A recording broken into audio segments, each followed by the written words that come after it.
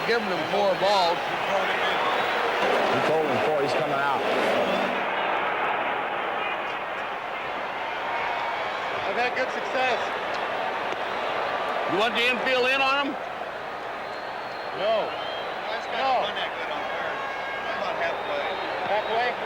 Where you going? I mean, I've got to cut out. I got to cut. You mean you're talking about striking him out? Yeah.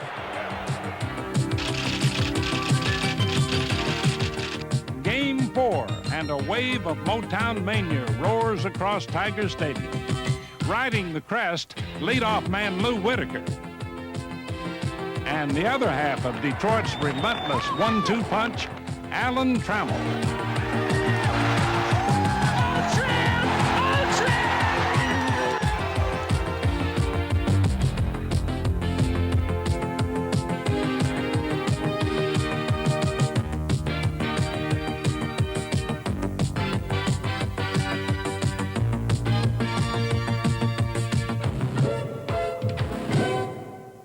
Trammell drove one out in the first. Come on, Al, let's go, baby, drive it! And was still turning heads in the third.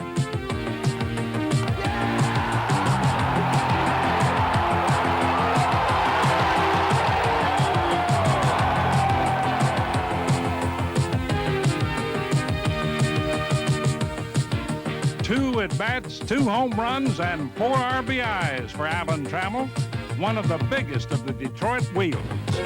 After 3, it's Tigers 4-1. Well, the first one I knew that it was going to be a base hit or a double down the line. 2-0 pitch, and he got a fastball up that I got out, hit the ball well. Second time up was a hanging slider, and I knew I hit that one well. I really hit that one very well. It felt good. And coming back and seeing your teammates explode and, you know, pat you on the back, that's the best feeling in the world right there.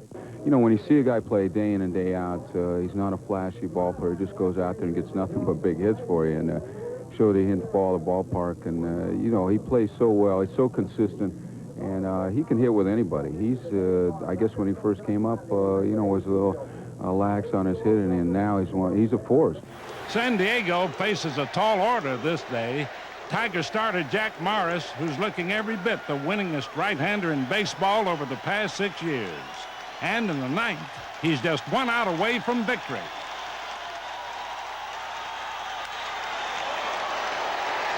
For Detroit, a 4-2 win on Morris's finicky 5-hitter. And now it's time for an Old Spice salute, brought to you by 24-hour strong Old Spice deodorant and antiperspirant. This week, Old Spice salutes Kirk Gibson of Detroit, whose 20th home run against Seattle was one of Gibson's 16 game-winning hits, a Tiger record. He's also stolen 24 bases, the first big leaguer this year to reach the 20 home run, 20 steal plateau. You just put me in there, let me get in the everyday grind, and I recognize pitches a lot better. I feel a lot better, and even though you're tired physically, as long as you're mentally strong, and you know, you can still keep your game together. He also got 2 of Detroit's 20 hits against Oakland, the Tiger 20-year game high. Congratulations, Kirk. And that's all for now, folks. See you next week on This Week in Baseball. If they do, their names and faces will be added to our World Series picture album, whose pages are filled with 80 years of history.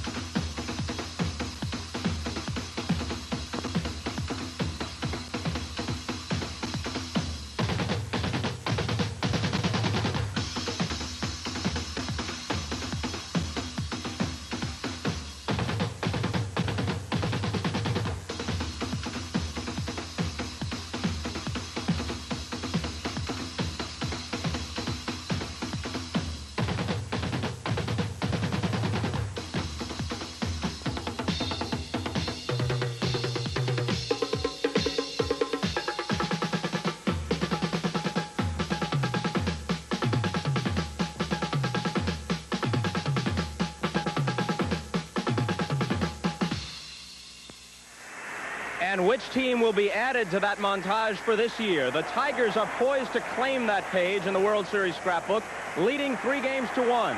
And history does not offer much encouragement to the Padres. On 29 previous occasions, teams have trailed 3-1 in World Series play. Only 4 times have they been able to climb out of that hole and win. The 1925 Pirates, the 58 Yankees, the 68 Tigers against the St. Louis Cardinals, as Mickey Lolich won 3 times, including a win over Bob Gibson in the final contest, and more recently in 1979, the Pirates against the Orioles. On the other hand, the Padres are no strangers to miracles. They were down 2-0 to the Cubs, rallied, won 3 straight, took the playoffs. In pursuit of miracle number 2, they send Mark Thurmond to the mound this afternoon, the left-hander who lost the first game. The Tigers counter with Dan Petry, the right-hander who was saddled with the loss in Game 2. When we return, Len Berman will talk with the Padres' Steve Garvey.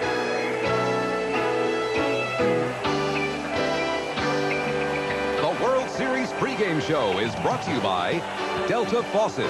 We're first because we last. And by American Airlines, something special in the air.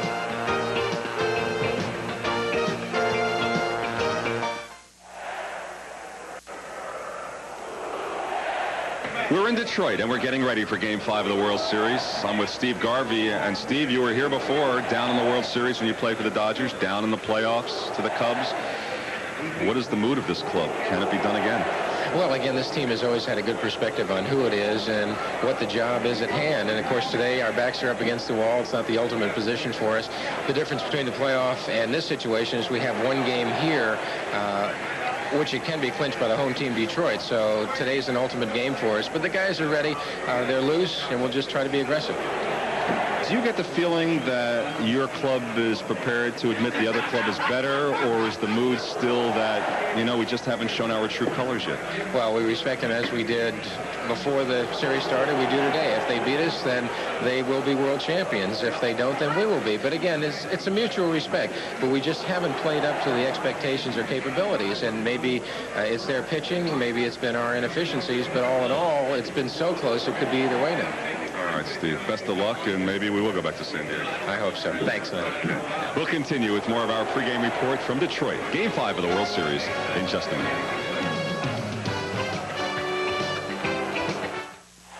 Welcome back to Detroit in Game 5 of the World Series. You know, for every name that now lives in World Series legend, there is usually another name, that of an unsung hero, without whose deeds the scene could never have been set for the moments we remember best. Here's Joe Garagiola. The spotlight always shines brightest on the players during the World Series. Make a great play, hit a home run, pitch a great game. It seems like you're remembered forever. But what about those guys who grab that brass ring for a short time? Can you remember some? I can. Like 1946, it was the Cardinals and the Red Sox in the World Series. And there I am on the right, my first and last World Series. Kurowski in the middle, and that's Slaughter on the left. And Slaughter is the one that everybody remembers because in Game 7, there he goes from first base, and he scores all the way. He runs right through the stop sign, and he scores the winning run. But what about Harry Walker? Harry Walker's the man who got the hit that scored Slaughter. Speed is something that excites anybody. And, of course, Harry Walker was not quite as known as well as Enos Slaughter, and that makes a difference, too. It just so happened that I led the thing in hitting with 412 and led it in RBIs. And the last game, we only got 4 runs, and I drove in 2 and scored 1 and drove in the winning run. But, as you say, there was not much said about it because of Slaughter's running. But, of course, if you don't hit the ball, he can run all day. It wouldn't have scored, would he? 1960, Pirates and the Yankees. And will we ever forget Bill Mazeroski's dramatic home run? Bottom of the 9th, and that climaxed the series. The Pirates were the world champions for the first time in 35 years. But it was Hal Smith's home run in the bottom of the 8th that put the Pirates ahead. But that got lost in time. We thought we had won the World Series in my home run. The people on the bench, the people in the stands, all of us just went bananas. Then they tied the game up the top of the 9th, and then Mazeroski hit the home run, and it's hard to forget that. 1975, Boston Red Sox, Cincinnati Reds. You talk about that World Series, they all remember Carlton Fisk's home run. But Carlton remembers the home run that set it up. It was hit by Bernie Carbo. The 12th inning home run sort of took the flair or the punch out of Bernie's home run, but his was equally as important.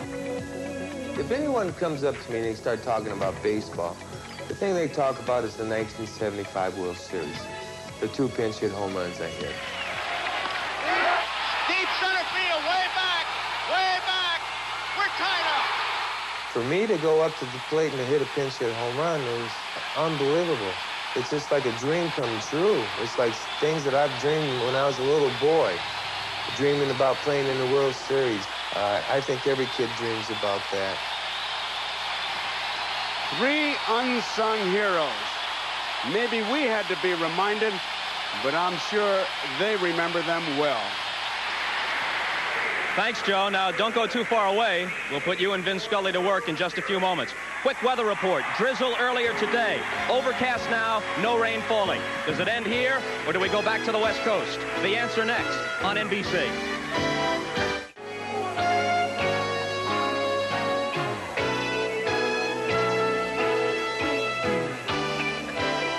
NBC Sports presents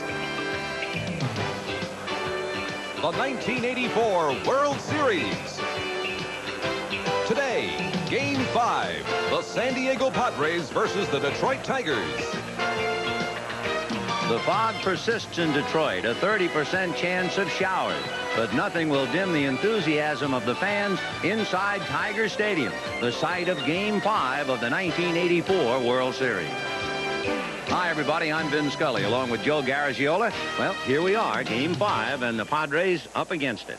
Well, they're up against it, but actually it's the easiest day of the year for the managers on both sides in regards to one thing, the message they have to get across to their players. Sparky is simply, hey, we win one, it's all over. And I'll quote the players. Larry Hernan, who hardly says anything, said that the year is down to 1 game. Well, to pursue that line of thinking, of course, I can see Dick Williams pitching everybody at any time, but not Sparky, because he still has to remember and has predicted it still would go 7 games. Well, he's going to have his ace ready if it does go to the 7th game, Morris. But as you say, Dick will pitch everybody, including Ballard Smith, Jack McKeon. But they know what they have to do. And the Goose, it took one of the veterans to put it in focus. He said, hey, let's not try to win 3 games with 1 game, which he simply means let's play our normal game today. Well, it'll be Dan Petry and Mark Thurmond. Right now, let's go to public address announcer John Bell for the introduction of the national anthem. Ladies and gentlemen, the colors are being presented today by a joint color guard of United States and Canadian Armed Forces. We ask now that you rise to honor America as the University of Michigan Men's Glee Club, under the direction of Dr. Patrick Gardner, sings our national anthem.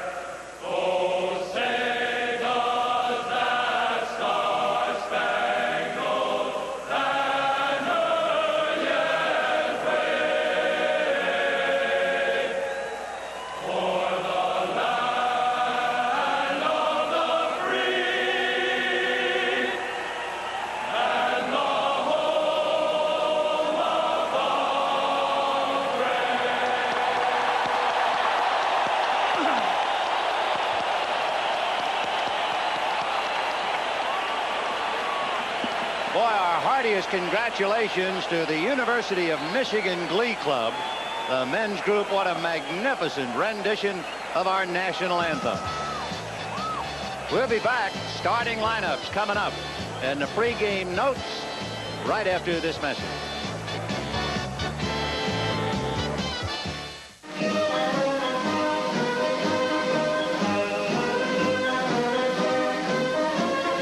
America's Presidents, America's Game. Join in the commemoration of a grand old tradition by getting your World Series program. Send a $5 check or money order to World Series Program, P.O. Box 8484, Trenton, New Jersey, 08650. That's World Series Program, P.O. Box 8484, Trenton, New Jersey, 08650. The preceding message was furnished by Major League Baseball. Ladies and gentlemen, we draw your attention to the commissioner's box at the home plate end of the first base dugout for today's ceremonial first pitch. Our first ball pitcher was an outstanding American League player who was at the pinnacle of his career as a third baseman for the Detroit Tigers. His accomplishments won him election to the Baseball Hall of Fame in 1983. We welcome as our first ball thrower Mr. George Kell. Mr. Kell will receive the baseball from a former college first baseman. It's with pride that baseball welcomes to the World Series the Vice President of the United States, the Honorable George Bush. Gentlemen, the first ball, please.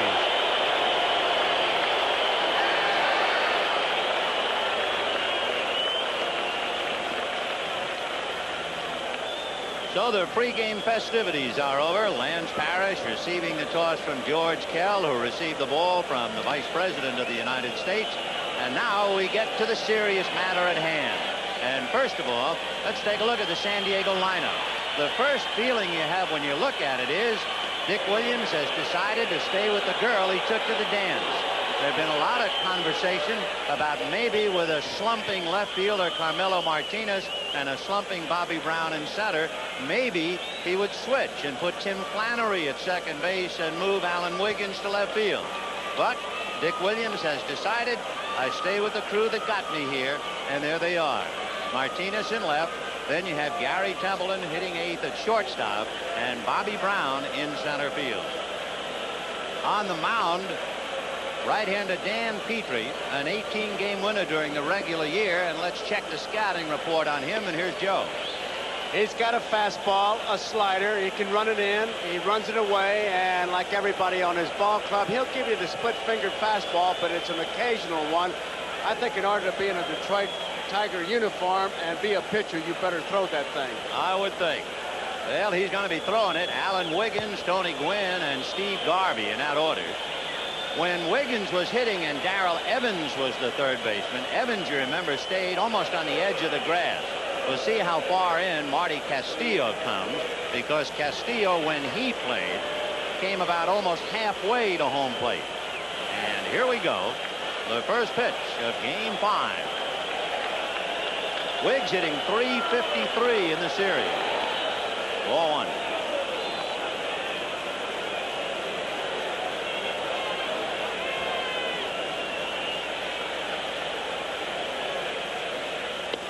On the corner for a strike, 1-1. Paul Runge of the National League is the plate umpire. Riley, Harvey, Barnett, Fleming, and Garcia on the line. 1-1. And line drive right on by Petry and through into center field. That is Wiggins' style, is to hit it right back up the middle. And I think, Vin, you can almost, as we watch the replay of him, just serving it right back up the middle. He doesn't swing hard. Petry just a little bit late with his glove. I think it's almost like the first game. Wiggins is going to send that message that I'm going to steal to get our ball club going, and they do need somebody to light that fire, and I'm sure we can look for a pitch out with Wiggins on the first base with Craig and Lance Parrish. Dick Williams hoping to get a jump. This Padre ball club has been behind from the 5th inning in every game. Now, Petry is very tough on base runners. In fact, more have been caught than have succeeded against him. He is 1-1 in that area in the series, and Wiggins, no doubt, will try to test him. That's in there. Tony Gwynn waiting, a patient hitter, to see what's up with Wiggins. That's the good hitter, giving him at least one strike. Now he's on his own. Gwynn is can just do whatever he wants. Wiggins settling in as if he's ready to push off over there. And they pitch out. That could have been a deke just to convince Parrish to waste a pitch. I think, well, he does that pretty much all the time. That's very soft around first base. They're all digging in there. What these managers do is pick a particular pitch. Forget strategy. They're trying to think, well, what will he throw? If he throws a slow pitch, I'll run him. 1-1. Hit foul down the left field line, out of play. That was a most important pitch. Had it been ball 2, then the Padres would have figured that would negate a pitch out, and you could bet Wiggins would be going 2 balls, 1 strike. But it's the other way around now. 1 ball and 2 strikes. He goes. And it's chased and missed. The throw hits the runner, goes into center field, juggled by center fielder Lemon, and Wiggins is to third. So they got more out of that than they could certainly ask for. And they're looking for any kind of a break, and that could be it. And don't think the Tigers aren't thinking about it. It's a tough pitch for Parrish to handle. Low inside curveball. He's screened by Wynn, who swings. The throw is a little bit to the second base side into center field as it was sailing away. And Wiggins ends up at third. You'll see the throw kind of sail. Just an ordinary move over here now. Nobody out. Make the line drive go through. With Wiggins on base, the Tigers know the situations as well. But sometimes forewarned is not forearmed.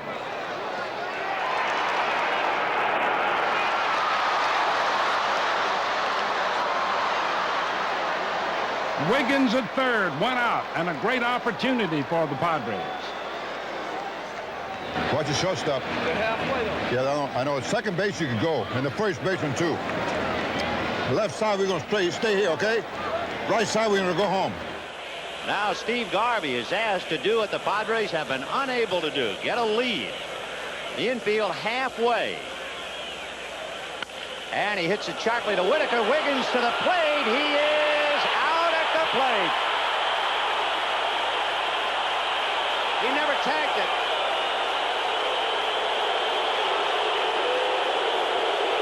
He never tagged the plate. Watch it. Parrish has got it blocked. He slides past the plate. He never tagged home plate. They're going to argue, and Parrish knew it, so he went back to get him. Paul Runge says the tag was high up on the leg. He never tagged the plate. He never tagged him. And Runge just said to Dick Williams and gestured to Dick Williams' left thigh. He didn't have to tag him again. Well, he may not have had to tag him according to Runge, but according to Parrish, he knows he didn't tag him. You don't go after a guy if you tagged him. Right, and yet the plate umpire indicated he did tag him on the leg going by. One way or the other, Wiggins is out. Garvey has not had the chance to pick him up, and the Padres suffer a severe setback and right at the outset. Wiggins erased 4-2. Garvey standing at first on the fielder's choice, and Greg Nettles a batter.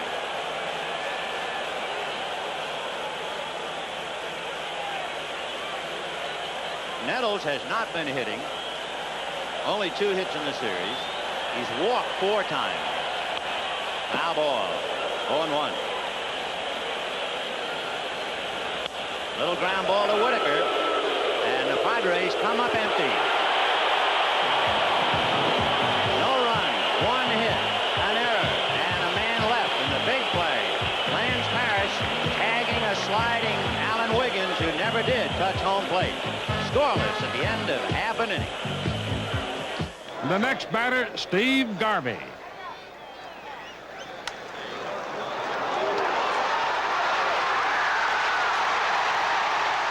Wiggins is out, but manager Williams wants a chat with umpire Paul Runge. Yeah, he had him right here, Dick. I wonder why he kept going after him. That's a foolish thing, but I can't afford to let it go. He went after him. He knew he I know. He thought he didn't get him, but he did get him. Well, in your mind, you got him. Absolutely. And he knows he didn't. And He wanted. I think he wanted to make sure. It's going to be a debatable thing, isn't it? Yep. You didn't think you got him, Parrish? Huh? You didn't think you got him? I was just making sure. I knew he didn't touch the plate, so I didn't want to do anything. Here's the way the Tigers stack up offensively. Lou Whitaker at second base and Alan Trammell at shortstop. Kirk Gibson in right field and Lance Parrish behind the plate. Larry Herndon is in left field with the left-hander going. Barbaro Garbet is the DH. Chet Lemon in center field. Darrell Evans will be at first base and Marty Castillo at third. And on the mound trying to throw a blanket over them, left-hander Mark Thurmond, who lasted 5 innings against the Tigers, the longest for any San Diego starter. And remember that he was the one who really hung in there. We use the expression junkyard dog. That's what he is. He hangs in there tough. He's got good control, good motion.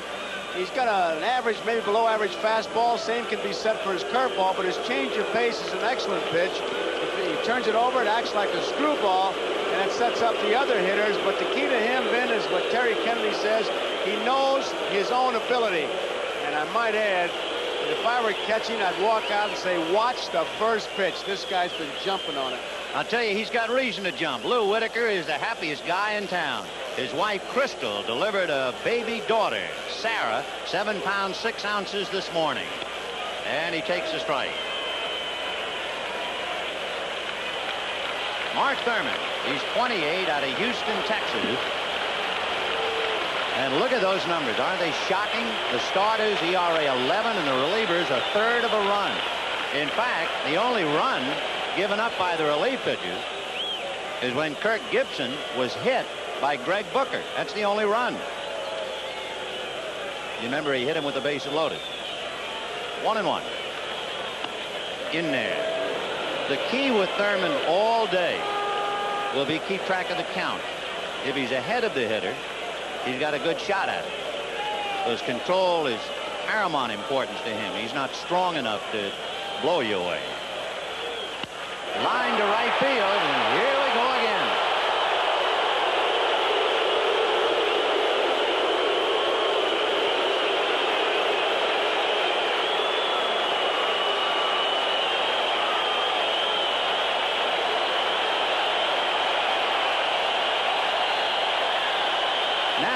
Yesterday's hero, although that's not fair. He's been a hero ever since he's been in Detroit. Look at those numbers. So Whitaker is at first. That base hit was for baby Sarah, I guess, and for his wife, Crystal. Alan Trammell is hitting .563. And you have to give hitting coach Gates Brown a lot of credit. He's the one who talked to Trammell about keeping that left shoulder tucked in. Drive with it. 4-1. That wasn't much of a 1-2 fastball. I was surprised he was up with it, and it was a great pitch for Whitaker to handle. He's got to spot the ball. He's not going to overpower you. He doesn't like pitch outs a whole lot either. Many left-handers don't like it because they're looking at the runner. They say we can keep him close enough. That doesn't mean Whitaker's not going to run, because Trammell, even though he showed some power yesterday, they can put a play on. And yet we all have known of left-hand pitchers who hate to throw to first. Breaking ball in there, 1-1. Remember Kurt Simmons, of course, he never threw to first. He just tried to fake you with his eyes, I guess. he never threw. 1-1. The count to Alan Trammell. Trammell, who had a great September, he hit over 400. Hits a big chopper slowly. Templeton goes to second in time. Boy, what a split-second decision. And he was correct. He really had something on that, and Wiggins was there. He didn't take for granted that Templeton would go to first base. He threw that ball hard. Got him.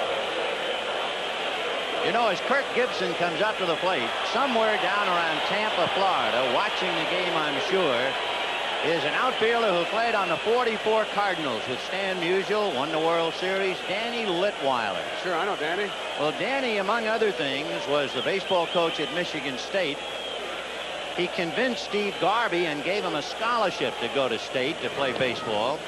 He talked Kirk Gibson into playing baseball. He was a football player. And I'm sure Litweiler is sitting back saying, my boys are doing well.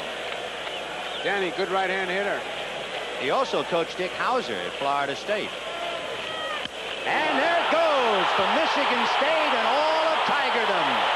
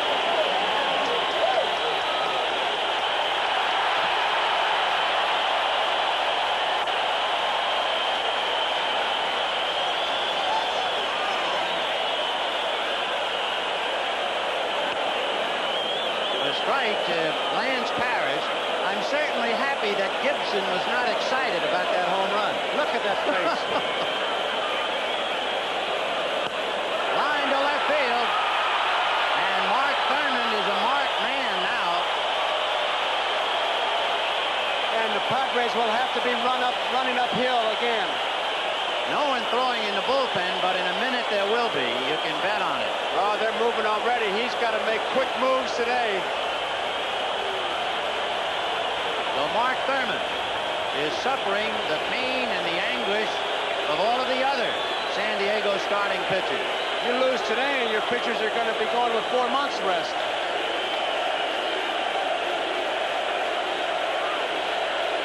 And there goes Parrish. Pitch is high. Hesitation by Kennedy.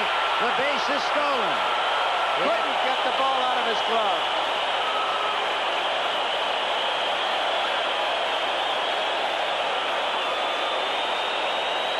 Watch his double take. He can't get it out right there. And Parrish, it takes him a while to get started with that big body. He kind of unfolds as he runs, but he made it. So San Diego is on the rack already. 1 out in the first inning, 2-0 Detroit. Change missed.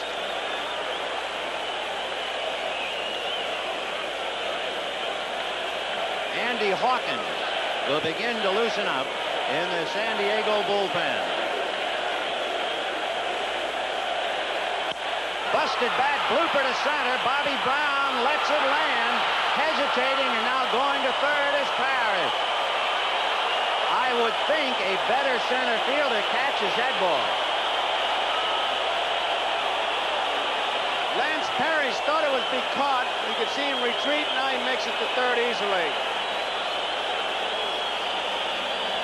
The broken bat might have been deceiving because it was a big swing by Herndon. Broke his bat and drops for the base hit. Sherry trying to settle everybody down.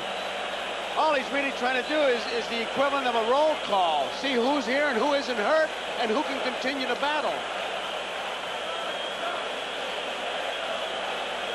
Gibson swing and watch the reaction.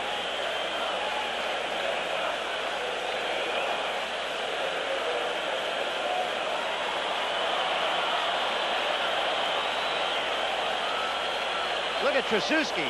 He's as calm as could be standing there in the first base coaching box. He just wanted to make sure he tagged first. First and third. Chet Lemon hitting .214. There's a base hit. Thurmond is just about done. Parrish scores. 3-0 Detroit. Here comes Dick Williams.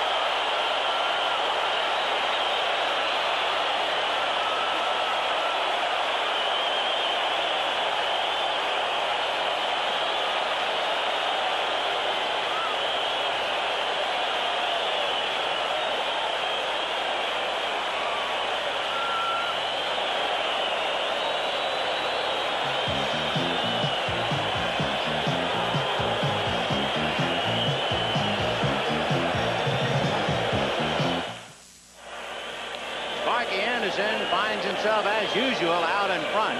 In fact, the Tigers have scored in the first inning in 6 of their 7 games.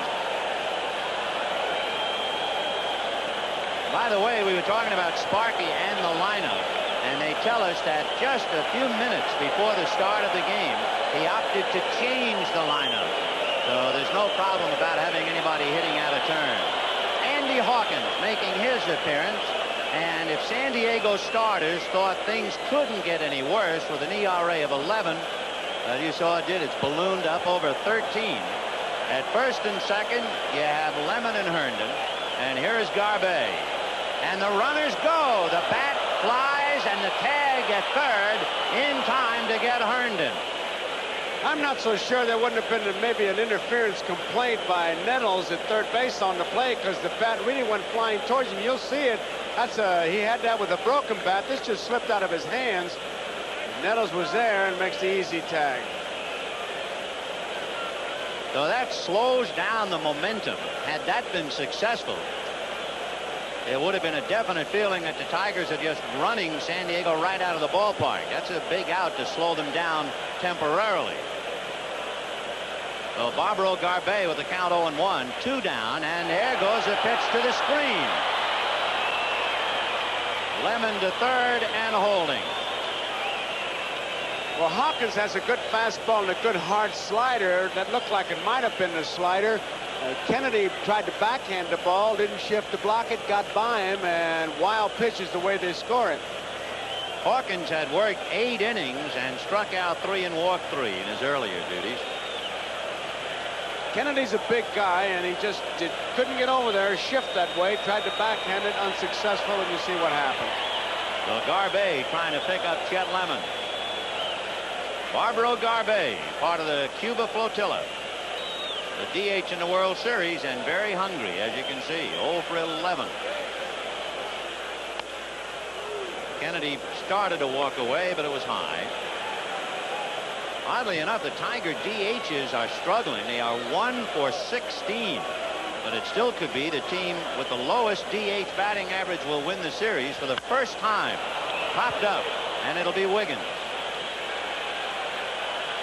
But the Tigers get 3. Kirk Gibson's 2-run home run ignited the torch, and at the end of an inning, the Tigers 3 and the Padres nothing. Runner on first, 1 man out, and at the plate, the hulking 6' 3" figure of Kirk Gibson.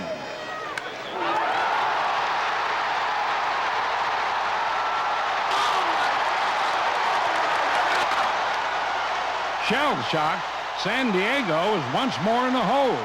For the 5th time in 5 games, the Tigers have struck first. Gibson's blast has Detroit up 2-0.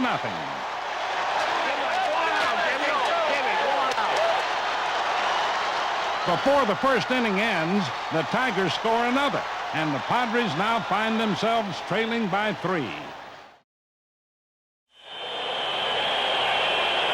There's the ovation for Kirk Gibson and his 2-run home run in the first inning. If I may make a somewhat cynical observation, however, sic transit gloria, and the Latins knew what they were talking about. All he has to do is talk to Mickey Lolich. Lolich won 3 World Series games for the Tigers. He was the talk of the town in '68.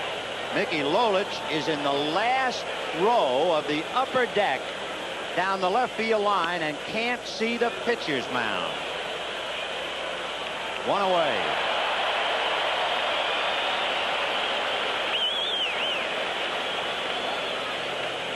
Another note about an early departure by a San Diego starter. Thurmond was chased so quickly.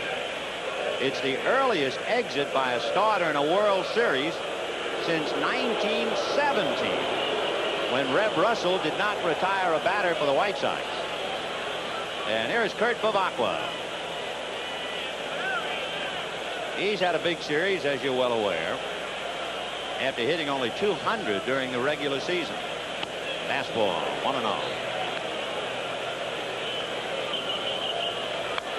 Line to left field, but Larry Herndon is there, although he didn't appear too sure of it. The lights are on. We saw Bobby Brown hesitate. Take a look at this and try to catch it yourself. His ball kind of knuckleballs out there. Sometimes the ball will do that, and Herndon is really fighting that ball. You can see he just wasn't that sure. A couple other places he had rather been, I think. Larry has cut down his errors in left field considerably. A year ago he made 15. He only had 3 errors this year. Here's Carmelo Martinez, and it's been on-the-job training for him. Look at that. 7 strikeouts, 1 for 13. As we said at the start of the telecast, it's been a little surprising that Dick Williams stayed with Martinez and Brown all the way instead of perhaps putting Flannery at second and Wiggins in the outfield, but Dick staying with his club. 2-0. He looks like he's moved a little closer to the plate. And he hits it into left field for a base hit. Over to get it is Herndon. So Carmelo Martinez gets his first hit to the outfield in the series. In fact, his first hit to the outfield since the 2nd game of the league championship against the Cubs.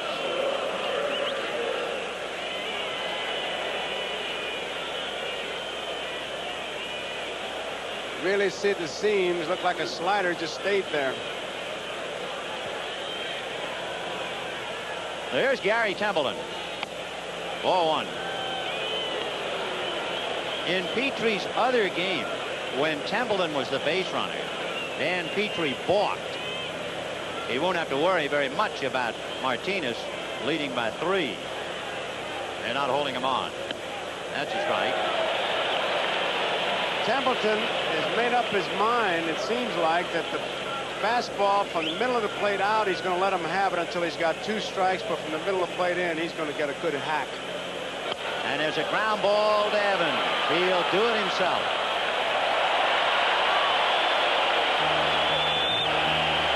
No runs, 1 hit, a man left. And at the end of an inning and a half, the Tigers 3, the Padres very unhappy. Well, Joe, what might be considered a thread of a story has instead become a main artery. The inability of the starting pitcher of San Diego to even be around to be introduced. And it makes it tough on the catcher because you know what his best pitch is going across the foul lines, but you have to find it out there. Kennedy hasn't had much of a chance. They're out of there before he knows what's happened. Well, we'll take a look and see if Sparky Anderson will become the first man in history to manage championship teams in both leagues. There he is. George's daughter, Shirley, married in March. And Papa's going to be delighted to spend part of his share picking up the wedding. And Darrell Evans starting for Detroit. Ball 1. Evans, Castillo, and Whitaker against Andy Hawkins. High fly ball into deep right field. Gwynn, however, is going to make the catch. 1 away. It is a gray, overcast day in Detroit. You see Gwynn looking up a second time. The lights have been on. Oh, they turned them on an hour before the start of the game at least. Doesn't look nearly as ominous on that kind of a shot. You get more feeling now. Marty Castillo. Ball 1. One of the unsung players to inherit a hero's role when he hit his home run the other night. Hit it on the fists and hit it foul. In talking about teams trying to come back when they're down 3-1, both managers here know that feeling. In 1967, Dick Williams was managing the Boston Red Sox. They were down 3-1. They won 2 and then lost the championship to Bob Gibson and the Cardinals. And on the other side of the field, Sparky knows the feeling. Another foul ball. Sparky Anderson in 1972, his Reds were down 3-1. They battled back to get even, only to lose to, of all people, Dick Williams and the A's. You remember we were talking a couple of days ago about Sparky Anderson and Billy Consolo playing on the American Legion team that won the championship here in '51. You know, there's somebody else in uniform today who played in that game. Deacon Jones of the Padres hit a grand slam home run in that game for American Legion ball. There's Deacon. He got the nickname Deacon because his dad was a deacon in the Baptist church. He was the American Legion Player of the Year in '51. He hit his first inning grand slam, only to have Sparky's team win it 11-7. Strike to Castillo. And Marty says, caramba. 2 down.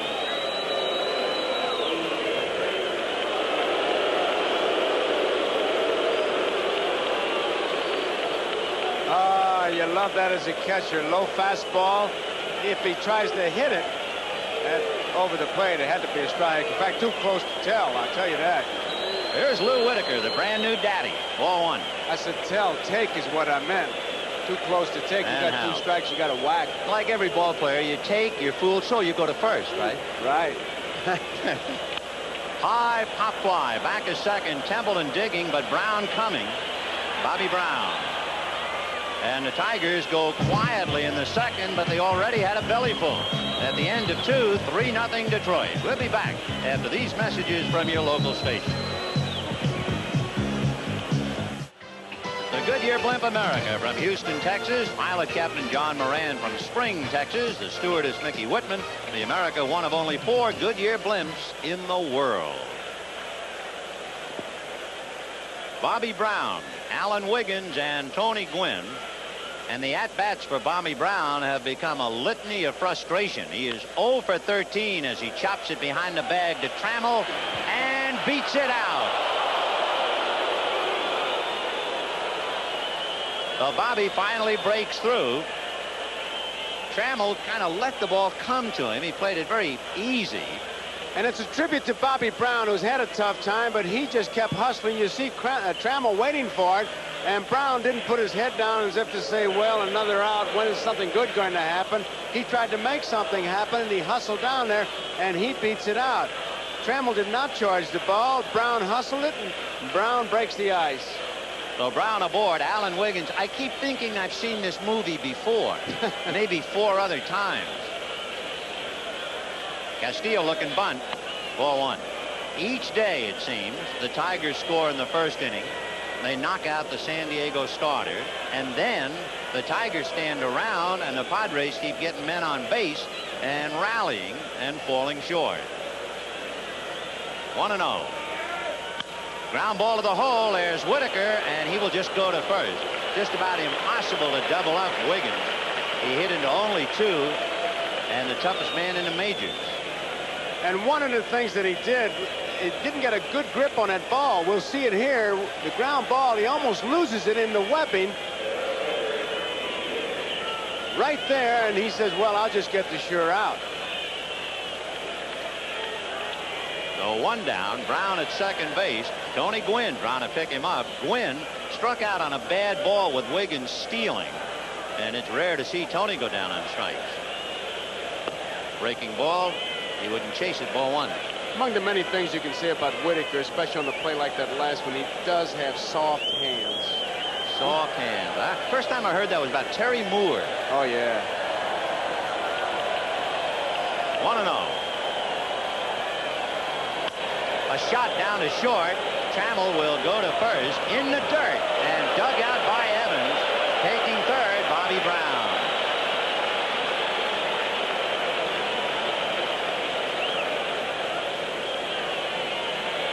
So Steve Garvey will be coming up. Good backhand play. The short hop with that big mitt. I tell you, inch or so this side, and he doesn't get it. Give you an idea how good Dave Bergman is, because he goes in for defensive purposes.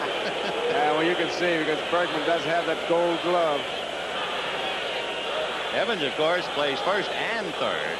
Here is Garvey, and he's a very hungry hitter.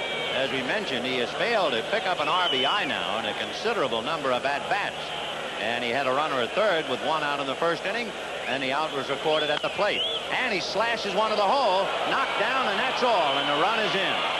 You give Garvey a couple of opportunities, you know he's going to pick somebody up. It's a base hit, an RBI, and it's Tigers 3, Padres 1.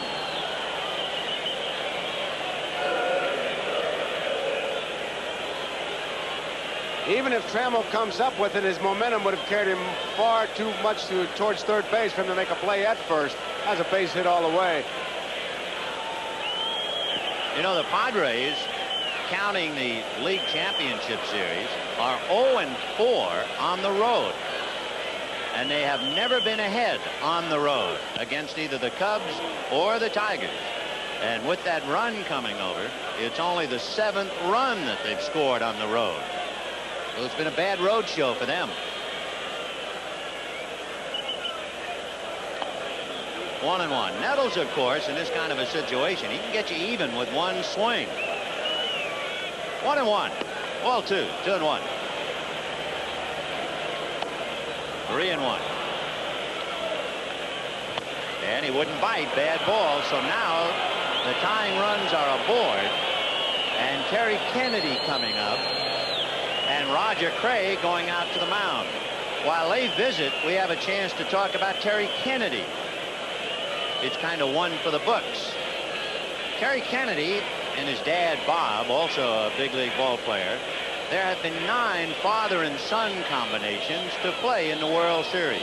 But only the Kennedys, Bob and Terry, the only father and son combination where each had at least 1 RBI in the World Series. Kennedy, of course, had a double to drive in 2 and a home run. Needless to say, Bob is here. Aurelio Lopez is up in the pen, though evidently Petry is struggling as far as Sparky is concerned. He's been behind on 9 of the 13 hitters he's faced. That's cause for concern. Kennedy grounded out in the second inning. He finds Nettles at first, Garvey at second, 2 out, and a run in. 3-1 Detroit. Fastball, and he hit it to Trammell, who goes to Whitaker. Kennedy hit an outside pitch, tried to pull it, and grounded it the other way. He wasn't going that way at all. 1 run, 2 hits, 2 left, and at the end of 2 1/2, Tigers 3, Padres 1. That's the official family in the front row with the glasses. Ballard Smith, his wife Linda, and behind you see Carol McKeon and Jack McKeon, Trader Jack. That's the official San Diego family. Mrs. Kroc, Joan Kroc, I'm sure she's in the ballpark somewhere. No, she went to New York, maybe. You know, Mrs. Kroc, besides owning the ball club, is also a movie producer. Ball 1. And if Joan Kroc, the owner of the Padres, is producing a movie, what do you think it's about? Owner of the Padres. Religious thing? A priest. It's called Mass Appeal, and Jack Lemmon is going to play the priest. She didn't call me. You didn't get the call on it? Well, I'll be. Andy Hawkins got the call a lot earlier than he wanted. 2-0, the count to Alan Trammell. Right. We have more breeze right now. I don't know if that's a harbinger of things to come. High fly ball into right center, and looking up and calling is Gwynn, but so is Brown. Oh, they almost had an Alphonse and Gaston act out there. So in watching Herndon and now looking here, there's trouble out there. Brown is hollering, and now he's going to hear Gwynn. He says, I got it, I got it. Now he hears Gwynn, and Tony was checking to see how close he was, and he almost overran it. Brown said, you got it, you take it. 1 away. Balls like that, you don't want a whole lot of conversation. It's I got it and then zip it up. And yet normally on every ball club, the center fielder's the captain out there. He takes anything he can get to, right? Right, he runs everybody else off. In fact, when Willie Mays was playing, he caught everything from the polo grounds at Kennedy Airport. That flag is 125 feet in the air, and there's a fairly good breeze blowing out to left field. 2-0 to Gibson, who powered one upstairs to right center. Fastball away, ball 3. Andy Hawkins will watch his delivery. Here's a 3-0 pitch. Ball 4. The reason we were watching his delivery, when he was an unsuccessful pitcher, Hawkins would go into his windup and then drop his right hand below his belt buckle. Watch this now. See where his hand goes. See it stay up above the belt? That's the big change, apparently, in his delivery. Well, little thing can make a big difference. I mean, who'd ever think of just the hand up above the belt? Dropping your shoulder when you're driving it. Here's Parrish, and they'll watch Gibson.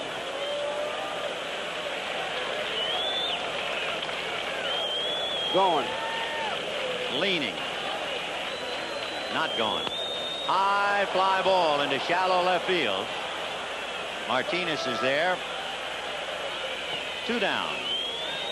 You got to like this Hawkins, I'll tell you that. He's got a good live arm. He's a young fella, and when you talk to him, they all talk about it was a matter of confidence that he just lost it. That young, you can see where that can happen, but you can regain it in a hurry. And brother, if he doesn't have it now, he never will have it, but he's got it. You know, a footnote to Hawkins and Lefferts. They retired 24 of the 26 hitters they faced back in game 2. Can't get much better than that. Here's Herndon. Singled in that wild first inning when the Tigers got 3. Ball 1. 2-1 to Larry. And there goes Gibson. Ground ball to the hole, backhanded by Templeton, and guns him out. Boy, what a pleasure to watch him throw the ball. And the count was 2 balls and 1 strike. Yeah. Manager's delight. A walk to Gibson, and they leave him. And at the end of 3, Tigers 3, Padres 1.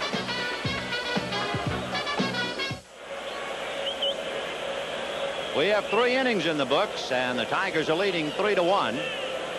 as evening slowly descends upon Detroit. And despite the fact we have a very gray sky and there are birds flying directly overhead.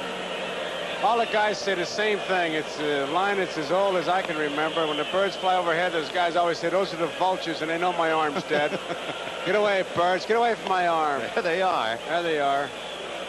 If we were in Los Angeles, San Diego, San Francisco, I'd figure there was a storm out in the ocean and the birds would come in.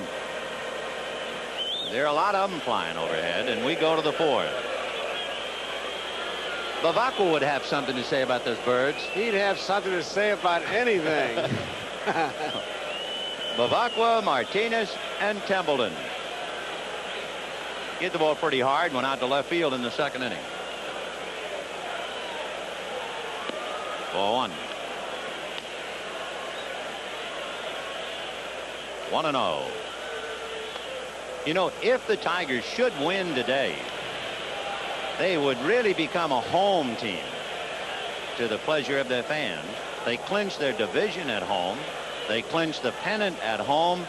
And here they are trying to clinch it in the World Series at home. Petry falling behind. Sparky, I'm going to get that bullpen going in a hurry, I'll guarantee you, and make a quick move because he'd like to nail it down, obviously. Lopez was up back of him in the third inning. And look at there, Craig on the phone.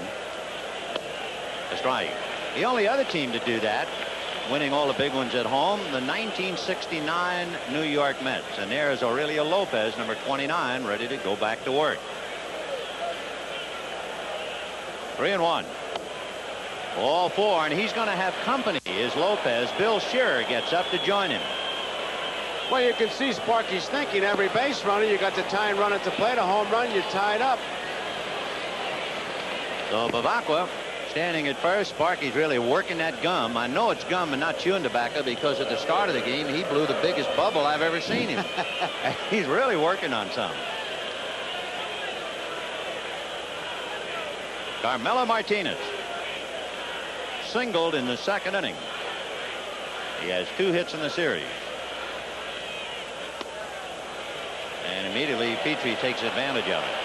Well, starting him out there, he's going to try to hit the outside corner, and if he catches him leaning a little bit, he'll bust it in on his hands. They've just been flip-flopping. If the 2 fastballs are inside, they go outside. They start outside, they go back inside.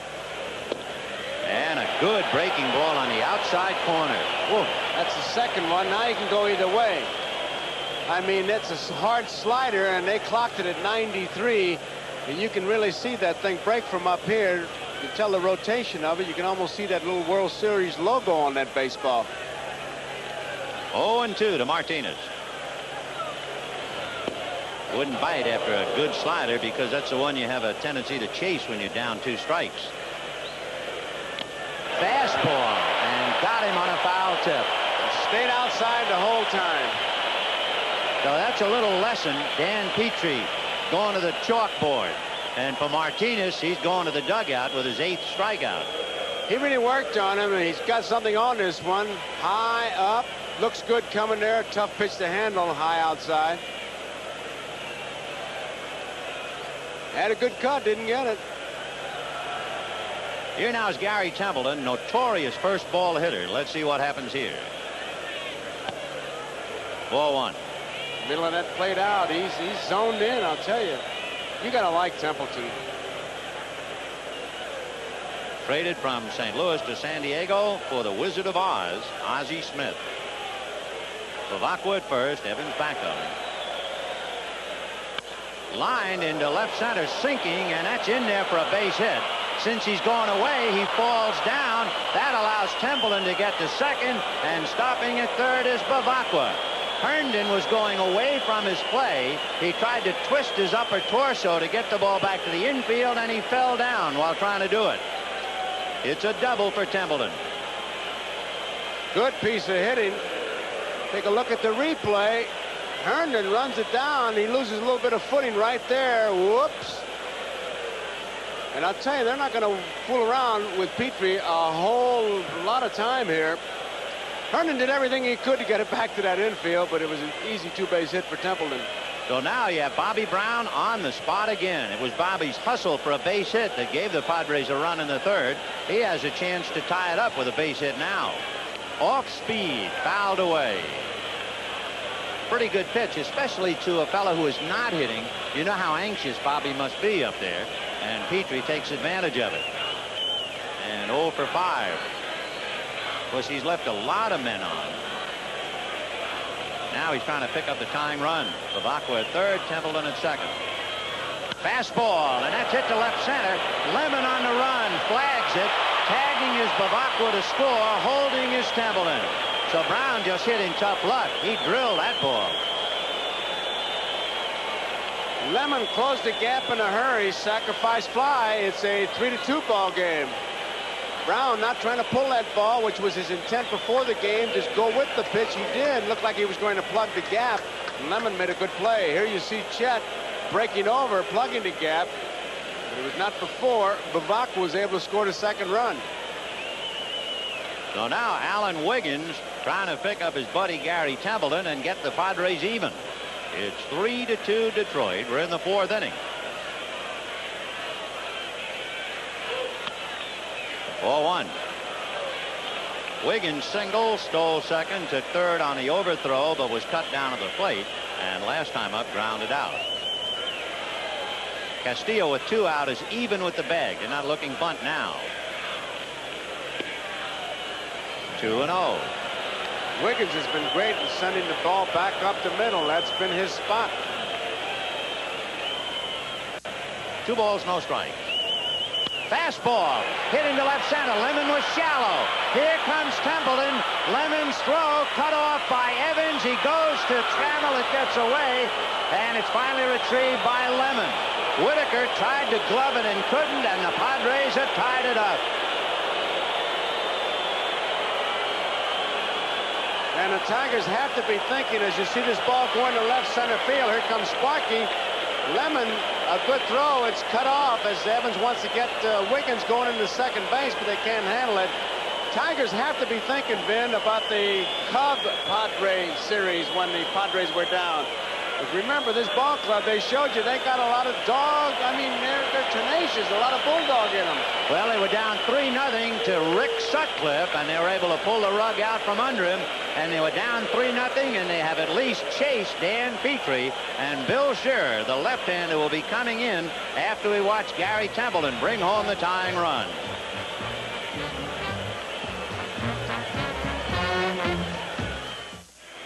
Bill Scherer missing on his first pitch to Tony Gwynn. 1 ball and no strikes. Gwynn struck out and grounded out, trying to give the Padres something they're really not familiar with, a lead.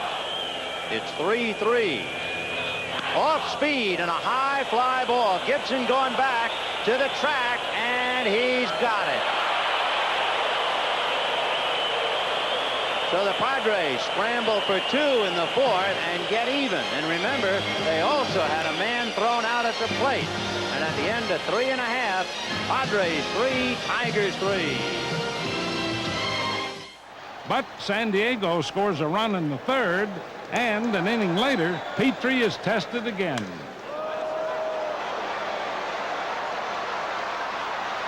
Good, thank you.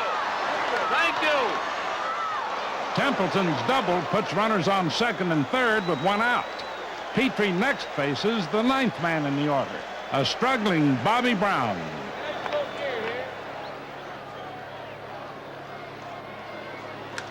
Take up! The sacrifice scores a second run, and the Padres are fighting back. Whenever we come up, we got the lead run there. Attaboy, Kurt. Attababy. Attababy. Attaboy, Brownie. Up next, Alan Wiggins, batting .368 in the series.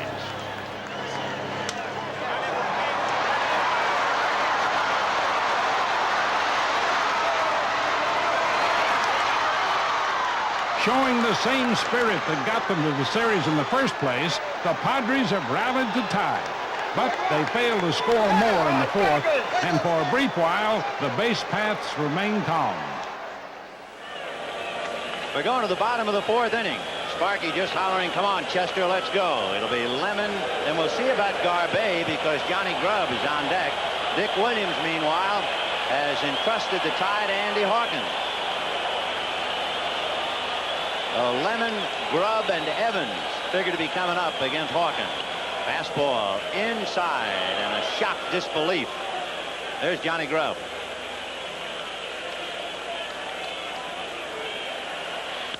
Line drive at Nettles. Oh, was there smoke on that? That was self-defense. He had to catch that. That was right at him. You talk about hitting it right on the nose. And Nettles, he just kind of looked at it after he caught it and said, hey, don't be coming down there so fast. Here's that a had great to shot. hurt, don't you think? It looked like it was a heavy ball. Watch it sink right there. Caught in the webbing. Like it was made of steel. And Johnny Grubb, a former Padre, coming up. He's a #1 Tiger pinch hitter. He had 381 during the regular year, including 3 home runs coming off the bench. Of course, the Padres know all about him. Good fastball. Oh, that really was rising, too. He's got a good live arm, and that's why they say don't nibble, just go right at him. Your stuff is good enough. You don't have to nibble. That got him? Yep, hit by the pitch. 0-2, tried to come inside and came too far inside. That was a slider. You could see it starting to bite his way in there, and Grubb hanging in there gets hit on the left elbow.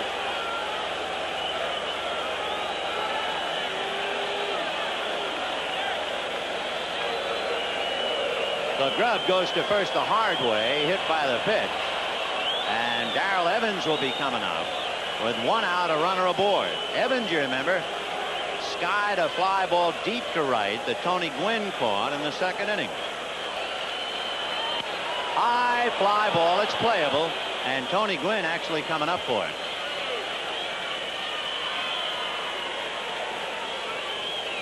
Grubb holding. I was going to say, Vin, Evans has a great swing for this ballpark, and he's really going for the long one. Had a good swing, but got under it. And he's just disgusted. He knows that he got under it, and it's playable. That must be awful to get the pitch you know you can drive and just miss it. And get under it. There's Marty Castillo. He struck out in the 2nd inning. Borderline pitch, remember, 3-2. He was caught looking. Whoa, after the fastball and the slider, he comes up with a change like that. You talk about dirty pool. That's the pitch he's working on. That's the pitch that you'll see him throw a lot of beginning in spring training. He gets the humor, he'll be throwing that a lot. There's the slow. You see how he had the grip? It's the like a 3-finger grip, almost like a pound ball. 0-2. And that's hit into right field. Base hit. Grubb is to second. They'll hold him. The throw to Templeton. I was talking to Jack McKeon before the game, the general manager, about Tony Gwynn, and we were talking about outfield play. He said he has made and is making himself a better outfielder. For one thing, he'll charge anything in sight and get that ball back in a hurry, and that's exactly what he did there. Youngster is a good hitter, pretty obvious by the way he led the league, but he still takes extra batting practice before every game. He said, I just have to get loose. Well, here's Lou Whitaker, singled in the 1st inning and fly to center in the 2nd. He comes up with runners at 1st and 2nd. Castillo at 1st. Grubb hit by the pitches at 2nd. Whitaker hitting .294 in the series. Change. 1-0. Brand new daughter Sarah and Norm Sherry going out to the mound to talk to Hawkins. Usually when that happens, really not that much going on, and the pitching coach jumps off the bench, it's because the manager was groaning, and they've got some action in the bullpen. Lefferts is starting to throw, but they're going to wonder, why are you throwing changes? Well, what's in your mind? I just want to know, because that's a groaner's pitch. See how quick he's warming up. I don't think he's trying to get ready to catch Whitaker, but he's certainly getting ready for Gibson. That change of pace may have been a message to the bench that something was up. 1 ball and no strike. Ball 2. One thing you know, Williams cannot afford to play any kind of a waiting game. Not today. He'd be left at the station. 2 on. Castillo at 1st, Grubb at 2nd. 2 out, 3-3 in the 4th. And Hawkins now is in a lot of trouble. There's Alan Trammell.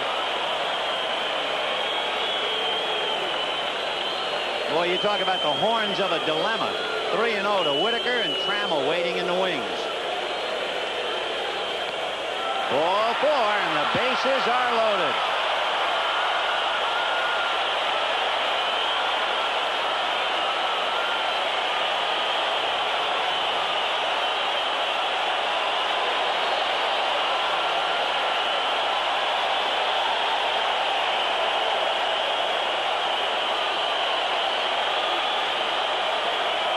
Well, they always talk about the bullfighter and the moment of truth, where he stands there with cape and sword looking over the horns of a bull.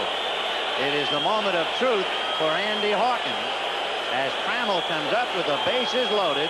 2 out, 3-3 in the 4th. High fly ball. It's playable. Bobby Brown is there. And the Padres get out of the cave. And Andy Hawkins looked right down the throat of the Tiger and got away with it. And at the end of 4, 3-3. We'll be back after these messages from your local station. We're going to the 5th inning in a tied-up ball game. And Bill Shearer working on Steve Garvey, Greg Nettles, and Terry Kennedy. You know, just thinking of one of the most remarkable set of coincidences, I think, in baseball history, as Garvey hits a towering fly ball, but it's a runway out there for Lemon. 1 away. We're in the 5th inning of Game 5. Now, how about this for an oddity? Go back to 1952. Carl Erskine is celebrating his 5th wedding anniversary. He's going to pitch the game. In the 5th inning, the Yankees score 5 runs on 5 hits. Dodgers win the game 6-5. Erskine goes all the way. Time of the game, 3 hours.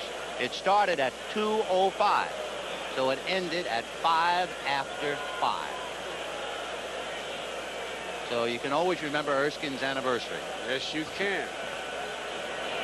Then he went to the racetrack and bet number 5. And went right down the tubes. Finished 5th. 1-1. 1 out in the 5th. 3-3 tie. Each side with a half a dozen hits.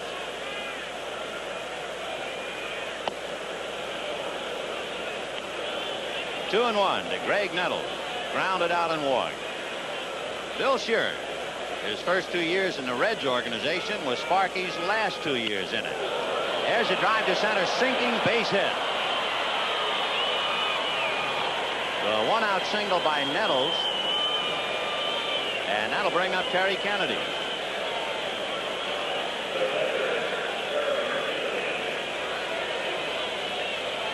There's Bill's number. The Tigers acquired him from the Reds after the start of the year.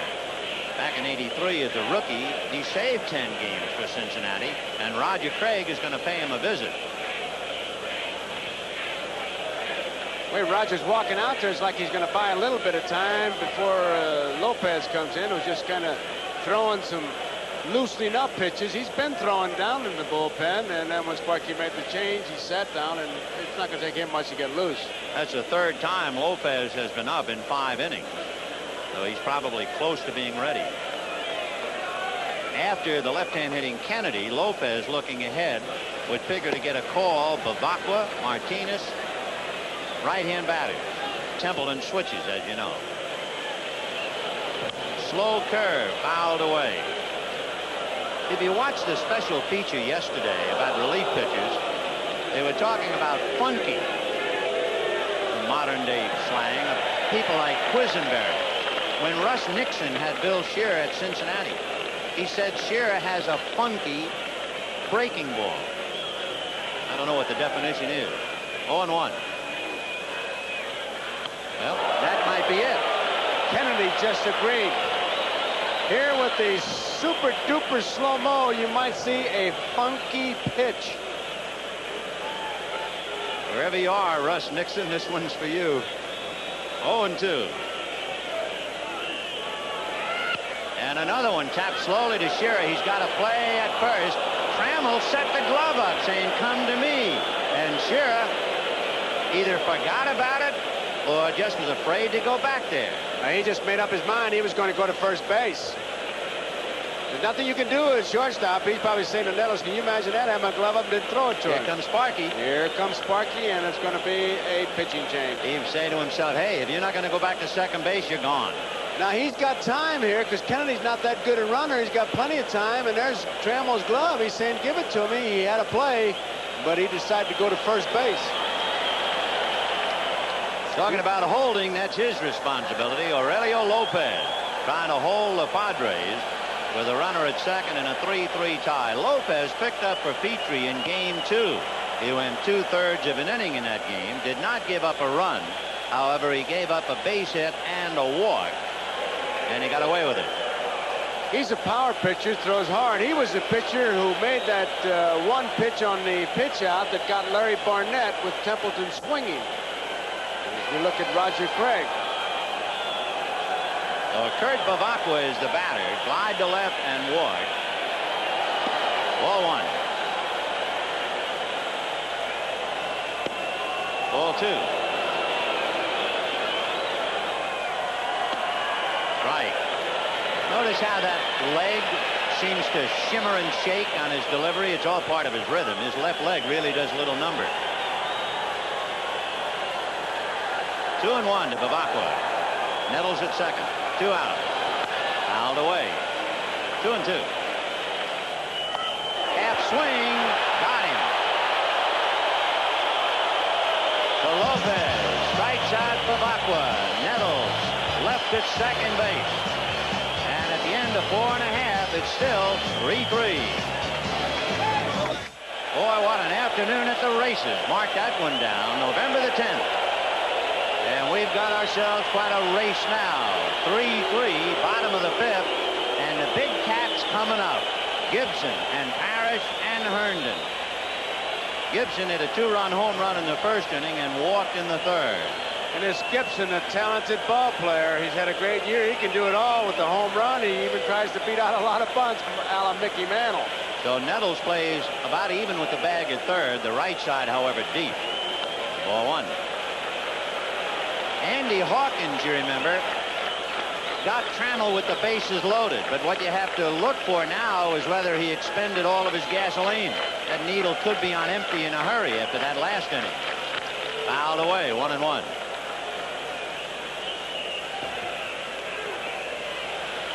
Fastball off the glove of Nettles. Deflected into shallow left.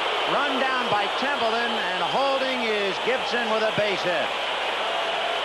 Well, that great speed pulled Nettles in, and he hit it hard that way.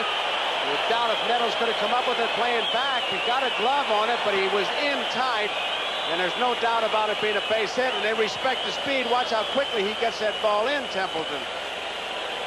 And, of course, it's a sign that Gibson is really developing as a hitter. The fact that he went the other way after pulling a home run to right center.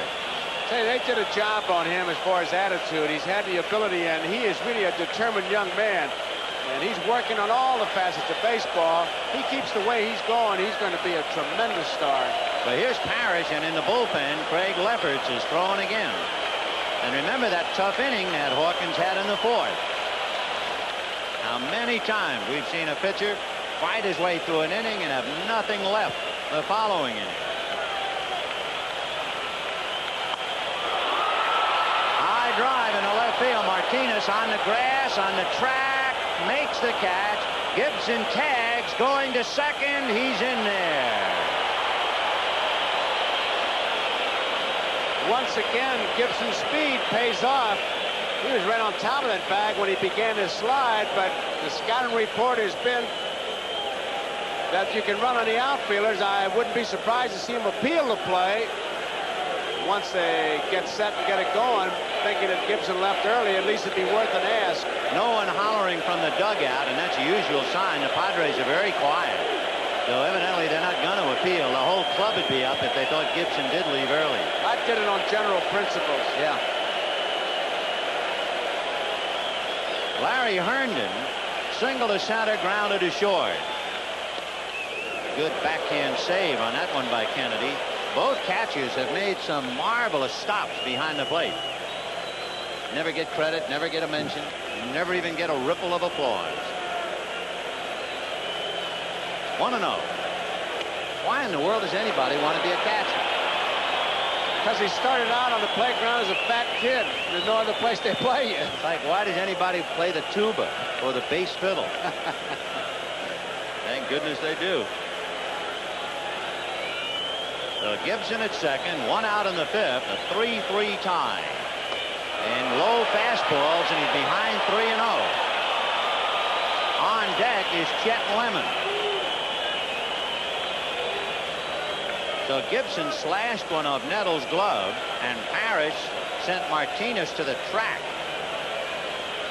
And the count 3-0 to Herndon. So with Gibson at second, you definitely have the feeling that Hawkins is laboring a bit. And he walked it. And here comes Dick Williams, and I wouldn't be the least bit surprised if Hawkins' needle is on empty and he's gone. We'll see. Oh, he's got to make the change, because that's not Hawkins that has been out here in the other games. He is kind of struggling. He's kind of aiming the ball, and Williams has to go right now. He can't second guess himself. Lefferts will be in this game. I can't tell you how many times you sit upstairs and you see a pitcher get out of a really tough jam, and all you have to do is wait. And a lot of times he has spent it all, and Hawkins has spent everything with 58 pitches. He's gone. Now there's a guy in a hurry. The other fella kind of like to hang around. It's the bottom of the 5th, and the Tigers have been shut down since the 1st. Blanking Detroit over 3 1/3 has been reliever Andy Hawkins, serving the team a steady diet of zeros. This guy is just making us eat our lunch. Nevertheless, the Tigers stay hungry. Gibson's second hit is followed by a walk. And when the time comes for a change, it's clear that Hawkins has given all he could. Look, I'm going to make the switch. You've been just outstanding. You've just been super. You've done it. You've done a great job here. Every time you've gone out here. Here, let me get a hand. Get the hand you deserve. That's beautiful.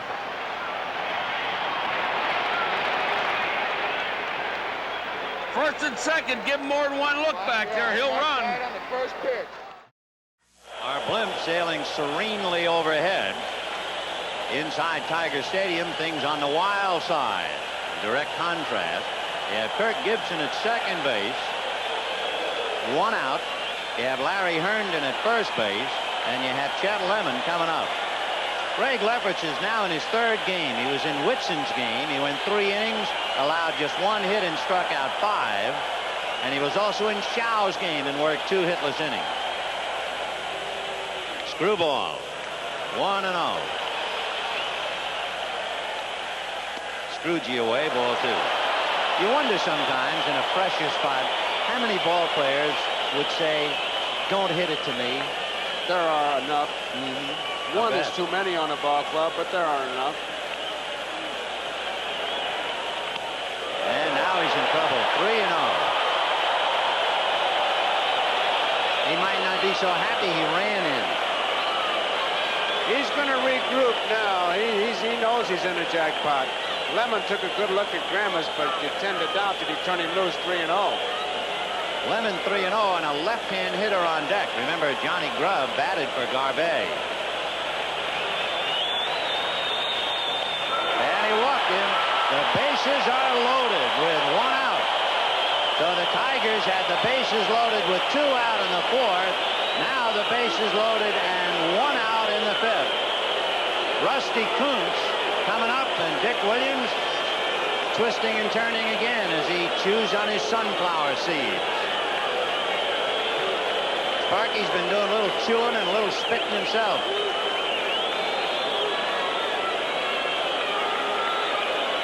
The Rusty Kuntz, who played at Cal State. There are 19 Cal State campuses. He played at Cal State Stanislaus. Very popular ball player here because he's come through with some big hits, and he's also the good humor man. He's always happy, gives you enough of that down-home kind of talk to really become popular. Look at his numbers. No wonder he's popular. They got him from the Minnesota Twins last December. He originally broke in with the White Sox. Standing room only on the base paths. Gibson at third, Herndon at second, Lemon at first. Garvey and Nettles are up. Templeton and Wiggins are back in double play depth. And the crowd beside itself. One out. Boy, you talk about having a tiger by the tail. Look out here. High pop fly. Out goes Wiggins. Makes the catch, and coming to the plate and scoring is Gibson.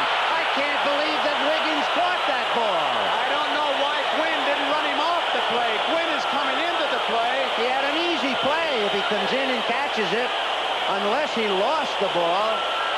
I don't think he lost it. Wiggins went out, as all good infielders should, and did run off the play. And Gwynn did not run him off the play. Boy, what a surprise. And Williams has to be surprised. Where was his right fielder? Well, now Wiggins goes out. He's got to go out until he gets run off the play, and he's not run off the play. He was running away, had to turn around, and Gibson didn't even hesitate. Of course, that shot doesn't show you where in the world was Tony Gwynn. He had an easy play. Wiggins was going away from home. Gwynn was coming into the play. Well, he's right next to him. He could have made the play. Now Lefferts backs up the play. Now watch Gwynn. There you see how close they are. You know what? He lost it. I'll tell you why he did. When the ball was halfway to right field, he stuck his hands out. It was as if, I don't know where it is. I really feel that Tony Gwynn lost the ball after I saw his gesture. The only excuse for letting the second baseman take that play. So it is 4-3 Detroit. Foul back by Darrell. Take another look. Watch his arm. Well, I think that's after the fact. Yeah, it is. It's before that Gwynn put his hands out. You have it, but you have to see the very beginning. Big play. Meanwhile, Herndon at second and Lemon at first. Ball one, 1-2. Don't overlook Gibson's speed on all this. Remember, Gibson, he went to second on a fly ball to left field, went to third on the walk and a pop fly. His speed paid off. Oh, sure. And it's going to especially pay off on a second baseman throwing from right field. Strike three called, and what a big play that pop fly becomes. The Tigers should not have scored, but they did. And at the end of 5, Detroit 4 and the Padres 3. Don't want to make no plane trips. Let's go. Up at bat, pinch hitter Rusty Kuntz. Kuntz lifts a routine fly, but right fielder Tony Gwynn loses it. Wiggins steps in, but the throw never has a chance. The Tigers have jumped out to a 1-run lead. I know it's tough to see, but look at the picture of Gwynn. See his right hand? Well, not only did the right hand go out, one frame later, so did the left hand go. Both hands went out almost in supplication, as if to say, help me. And I really think that's the turning point, maybe of the whole year. It's 4-3 Detroit. Carmelo Martinez, Gary Templeton, and Bobby Brown due up.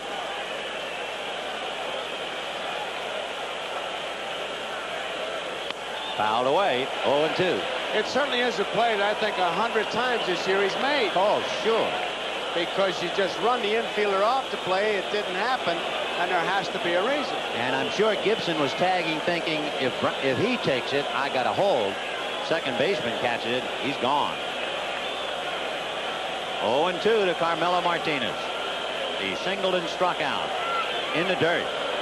Oh, that might have hurt Parrish. Let me tell you, he blocked that, but I think he took it. There is Gwynn. Parrish down on one knee.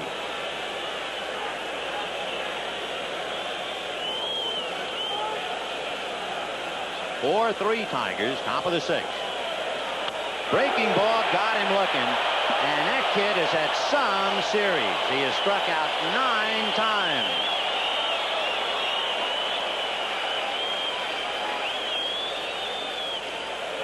Friends, this telecast presented by authority of Major League Baseball may not be reproduced or retransmitted in any form without the express written consent of Major League Baseball. Now, if you're going to let an infielder go out and run an outfielder off the ball, this might be a guy who could get away with it because Templeton has a great arm. Grounded out and doubled, 1 for 2. But it's always the momentum that's a factor, too, because they're running away from the play. Yep. Boy, what a big play that is. On a pop fly into shallow right. 1-1. Slice foul. 1-2. Did he break his bat? Well, this Lopez will do that to you. He can jam you inside with that hard slider. It's a biting slider. And he doesn't break it in half, but he puts enough of a dent in it, you got to get a new one. It's right in on the thumbs, huh? Oh, yeah, right at the belt buckle is the shot. You'll see it. Digging in, you see it coming across. That's a biting slider. Great for the bat business. Oh. One reason the kids have gone to, what, aluminum? Aluminum bats, cheaper. Now back.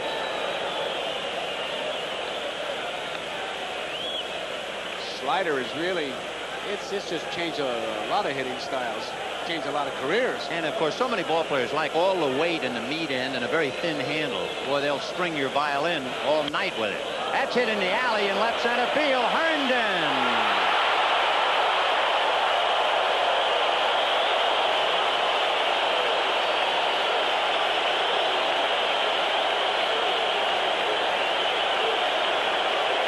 It's on his glove side. He can stretch and he makes the play. If he's a left-hand thrower, it might have been trouble. But he really galloped over there and closed that gap in a hurry. Here's a good look at it. Watch him stretch out to get it. And you see his shoes going deep in the grass. It's a very slow outfield here. In fact, Templeton doubled in the 4th inning on the ball in a lot of ballparks. Would have gone to the wall. Strike. And the momentum has swung back towards Detroit. See Herndon? Very slow outfield. 0-2 to Bobby Brown. He has really clipped that outside corner. He's just huffing and puffing like the 515 now. He's really rolling. And now you try to protect the outside corner, and that's when he jams you on the hands with the slider. Broke him back. Right down the middle. Oh, did he set him up? He was looking for a pitch inside, and Lopez read him and got him on the corner. And the Tigers are growling again, leading 4-3. In my baseball career, I was traded 9 times. But wherever I went, one thing was always the same. Everyone drank light beer from Miller. In Boston, they said the best thing about light was it's got 1/3 less calories than the regular beer. In L.A., they said the best thing was light's less filling. But I think the best thing is it tastes great, right here in New York City. Ken, this isn't New York. Chicago. No. Milwaukee. Kansas City. Light beer from Miller. Omaha? Everything you always wanted in a beer, Spokane. and less. Utica. The essence of hitting. George Brett. Some guys say it's the rhythm, reading the pitch. For me, it's a feeling that says I'm going downtown. The essence of shaving. This is Atra by Gillette. It pivots so the twin blades stay on your beard longer. But what Atra is all about is the feeling that says you just got Gillette's best shave. Gillette, the essence of shaving.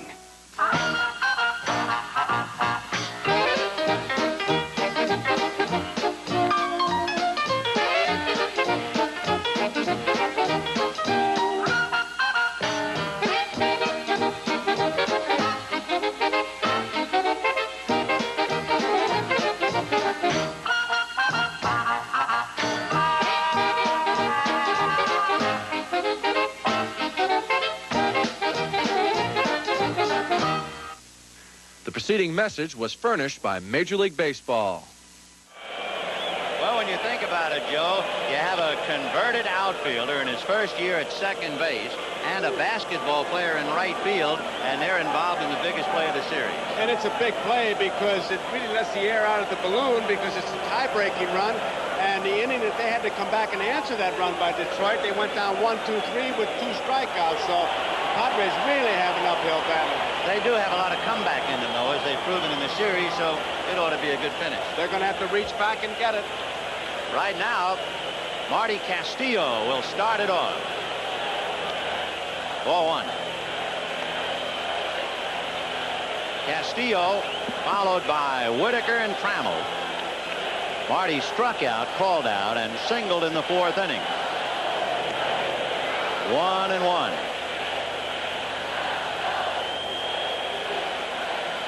Screwball. Oh, beauty. 1-2. Another screwball, and he pulled it in the hole. Backhanded by Templeton. Makes the throw too late. Incredible play. Incredible play. I can't believe he was even going to throw that ball, and he made it very close. This is why I said if you're going to have an infielder throw from the outfield, here's a guy you wouldn't mind doing it. Look where he is, and he ends up way over in 3rd base, and he throws that ball while he's running, and if he doesn't stretch out, Castillo is out. Look at this, coming right down the line. Watch him stretch. Extra stretch. There it is. It gets by Nettles, and Templeton throws on the run. Look at here. And is accurate with it. It's a short hop, but it's amazing that he even made the throw. I don't know if many shortstops that would have even made the throw. He's incredible. I've seen him so many times in 2 different uniforms make throws that boggle the mind. But with all of it, Marty Castillo beats it out. And Templeton, of course, has been playing on bad knees. There's Whitaker. Single, flied out, and walk. They're looking bunt. Nettles on the grass. And, of course, after Whitaker comes Trammell. Scouting report on Garvey is he rarely makes a play at second. There'll be action in the Padre bullpen in a moment. Big chopper to Garvey. He tags the bag, throws to second, and the tag is there. Double play, because once Garvey stepped on the bag, the force was removed. Templeton had to tag Castillo, and he did. It was right on the bag. Garvey only has to take a step. It's high. Look at here. And he's throwing. Templeton comes down with it, and Doug Harvey. There's Castillo hustling down. I wonder if he slid off the bag. He had him. Good look. Boy, and a great throw. Garvey has made 3 out of 4 excellent throws to second base. And he doesn't normally do that. No. He's really come up with some dandies. Only once did he throw high, where Templeton had a leap in the air. The other 3 right on the money. Here's Trammell. 2-0. Down in the Padre bullpen. Who do you think could be throwing this time in the game? You got it.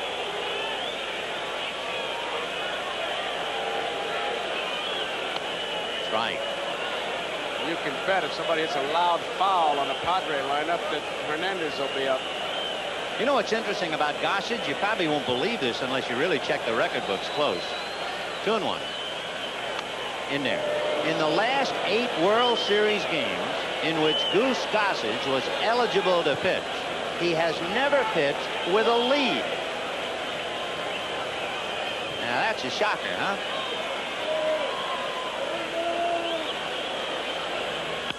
Line drive off the glove of Nettles. He should have caught it. The throw to Garvey got him anyway.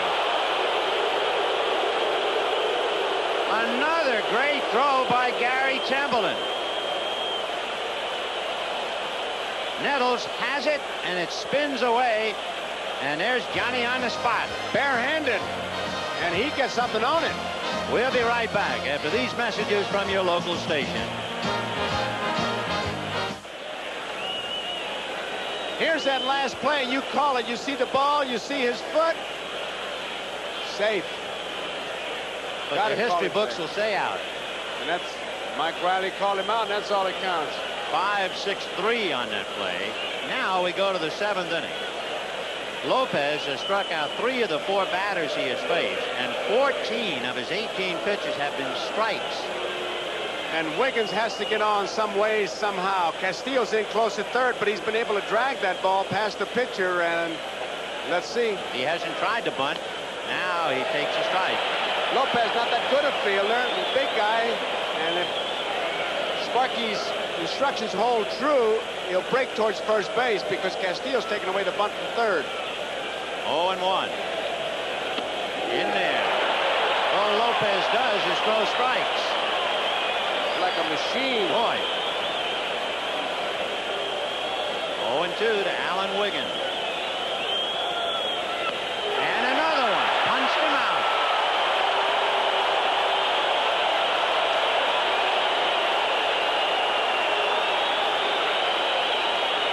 He's just rearing back and pumping. He's got 4 strikeouts, 3 of them called strikes.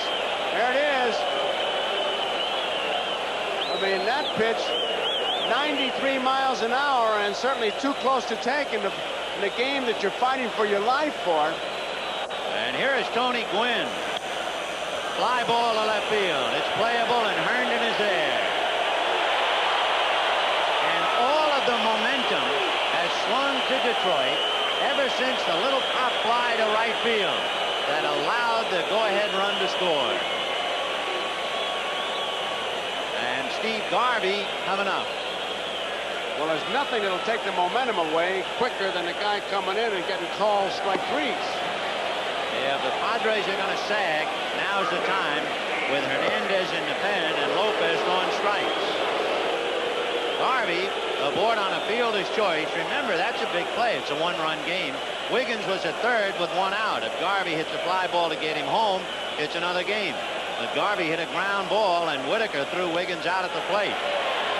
Garvey had an infield single and flied out since, and there is yet another strike. Well, 0-1. A reminder to our stations along the network, at the end of the 8th inning, we'll have an extra station identification. At the end of the 8th. 20 out of 23 strikes. Ground ball to third. Marty Castillo throws him out. 7 in a row retired by Lopez. 8 in a row retired by the Tigers. And it is 4-3 Detroit as we go to the bottom of the 7th. You know, one of the best things about being an ex-big leaguer is getting freebies to the game. Call the front office, bingo. And once these fans recognize me, I probably won't even have to pay for my light beer from Miller. I love them. These fans know I drink light because it's less filling and it tastes great. Good seats, huh? You're in the wrong seat, buddy. Come on. Oh, I must be in the front row. Come on. Light beer from Miller. Everything you always wanted in a beer, and less. Good seats, hey, buddy? He missed the tag! He missed the tag! Well, here it is, the biggest single play in the 1984 World Series. Bases loaded and 1 out. A fly ball to shallow right, normally caught by the right fielder because he's coming into the play. Instead, Wiggins goes out. It's our contention that Gwynn had lost the ball. That allowed Wiggins the chance. And the big play, Gibson comes home to break the tie. It's the kind of a play that the outfield takes charge for some reason, Ben, and we'll have to wait and see what he says. Did he lose it? Did he not call it?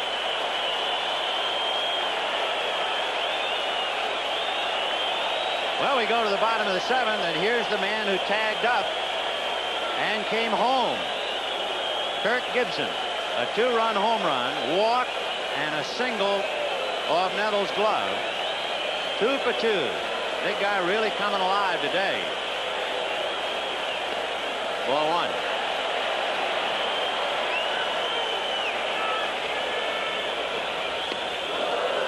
Couldn't wait. Could not wait. And he's hot about it. He talks to himself and he regroups and back in he goes. Leverage trying to hold him with Nettles, Kennedy, and Bavacqua due up in the 8th inning against Lopez. A bunt in the air, foul, and out of play. And by the way, Hernandez is walking in to the Detroit dugout.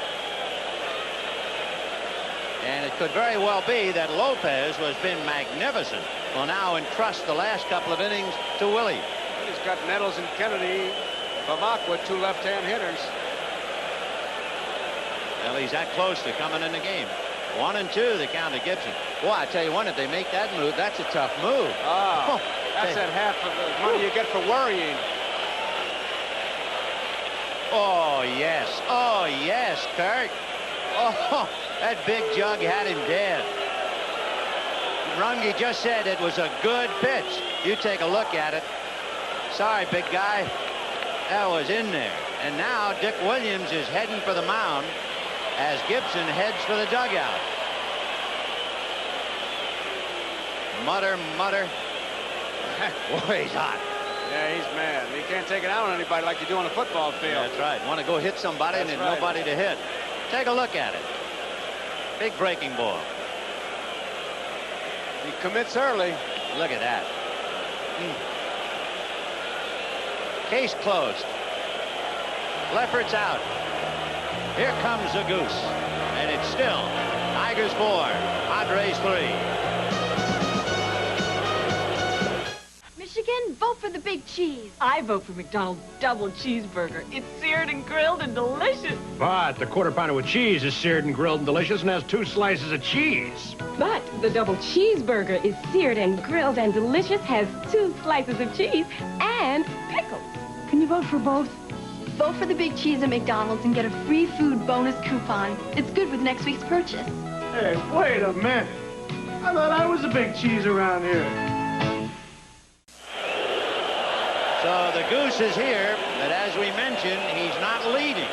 And what makes it odd to see him, of course, yesterday he needed work, so he pitched when the team was behind. Today they need him just to stay above water. They clocked him at 95 miles an hour warming up. Well, Lance Parrish will face him with 1 out in the 7th. 4-3 Detroit. Fouled away. Parrish singled, twice flied to left. In the 5th inning, his fly ball was important. He went deep enough to left to Martinez that Gibson could get to second. And he lines it to left. Back goes Martinez. Gone.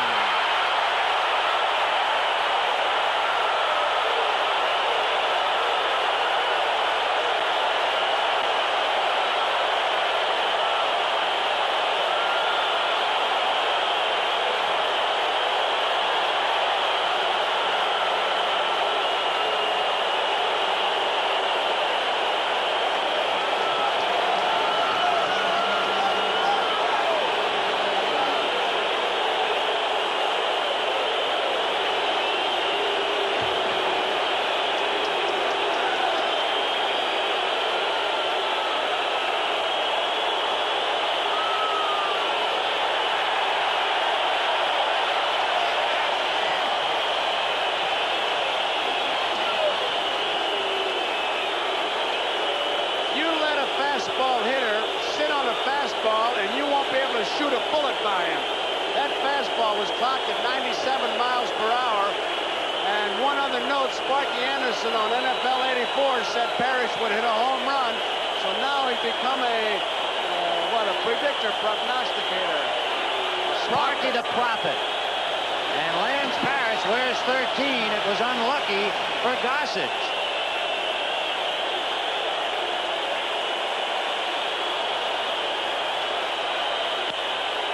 A fly ball to Gwynn on the track, leaps in the air and backhands it. That wall is 9 feet, including the screen. So he hit that a little less than 9 feet high, or it's out. He's made 2 pitches, both balls hit hard, which indicates obviously they're sitting on it, knowing he's going to throw it, and he's going to defy him. Look at this leap by Gwynn. The ball would not have cleared that 9-foot fence, but it sure would have been an extra base hit if he doesn't catch it. Ball 1. Remember, Goose did this in the championship series, where he was just rearing back and firing. Woo. 1-1. But with all the speed and the clocking of the gun, the Goose has been plucked here. It is 5-3 Detroit.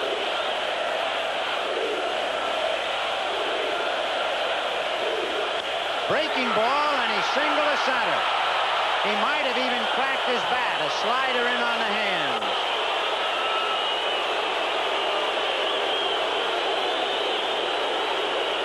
the Cubs with Sandberg on. Goose didn't even give a look, and he took off.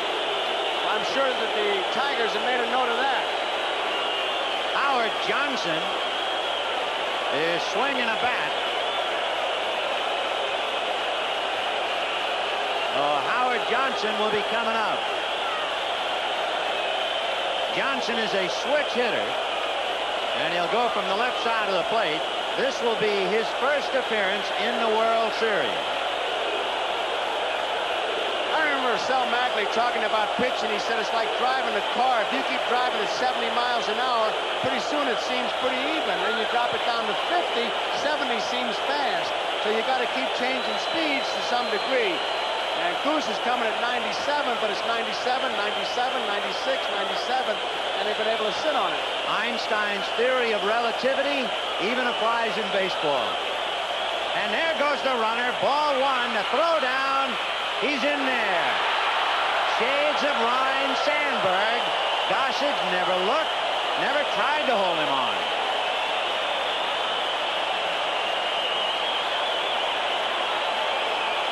The ball was there in plenty of time, it seemed. Lemon with a head-first slide. Now watch when he gets the ball. He just did get in behind it. Well, Lemon at second with 2 out, 1 ball and no strikes. Howard going after a high pitch. You know, I remember years ago, I asked Jim Gilliam, the late Gilliam, what's the toughest thing about being a switch hitter? You know what he said? Getting hit by the ball, because you're hitting backwards like Alice in the Looking Glass.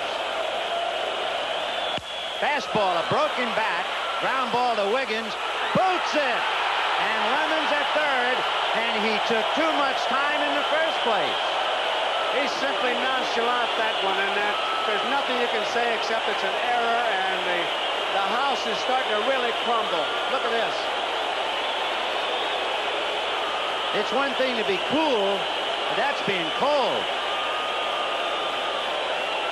I mean, he took forever to get to the ball. He waited for it. He could have charged it on the other half. And here is Evans now trying to put the Padres away. Tigers are at first and third. 2 out, a run over. 5-3 Detroit. High fly ball. It's playable. Bobby Brown. However, the big blow, the home run by Lance Parrish. 1 run, 2 hits, and an error, 2 left. And as Parrish puts on the gear and Sparky whispers in his ear, the big guy takes the Tigers on the field, leading 5-3. Summoned from the bullpen is Rich Goose Gossage for just the 2nd time in the series.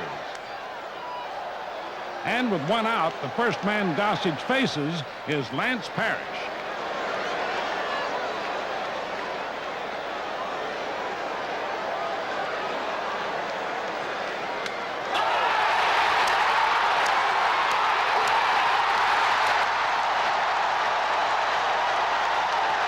The best home run hitting club in the majors has connected again. Parrish's solo shot puts the Tigers up by 2. That is the Padre bullpen, and it is empty. The reason basically it is empty, not only the fact that Goose Gossage is going to close it out, win or lose, but remember, we're playing under the American League rules, a designated hitter. That means you don't have to hit for a pitcher, so there's no reason to have any more pitchers down there. Had this been a National League game, even with Gossage pitching, they might have had to hit for him. They would have had people in the pen. But not this year, not in this World Series, not with the DH. So it's standing room only in the dugout. Can you imagine taking Aurelius Lopez out of the game? It was amazing when he was in there. The last 14 pitches he made were strikes, and he only made 25 pitches, and 21 of them were for strikes. As I said, the last 14 in a row. It was incredible. 4 strikeouts, 3 of them called. He just wind him up and he threw you a strike. Greg Nettles, a strike on the inside corner. Naturally, in Sparky's thinking, Hernandez gets back-to-back left-hand batters here. But it's not that much of a gamble, especially now with a 2-run lead. 0-1. high fly ball into shallow right center. A trio of Tigers. Whitaker.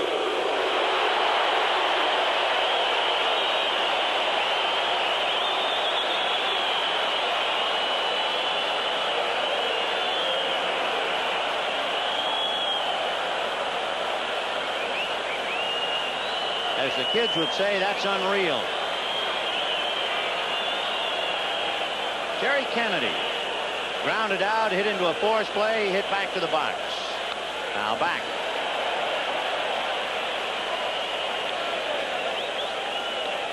Padres are starting to wonder, doesn't anybody miss the strike zone? After looking at Lopez, and now Hernandez has done nothing but go right after the hitters. Well, that's what you want your relief pitcher to do. Throw strikes with something on it. Stay away from that base on balls. That's what kills you. 0-1. At Whitaker.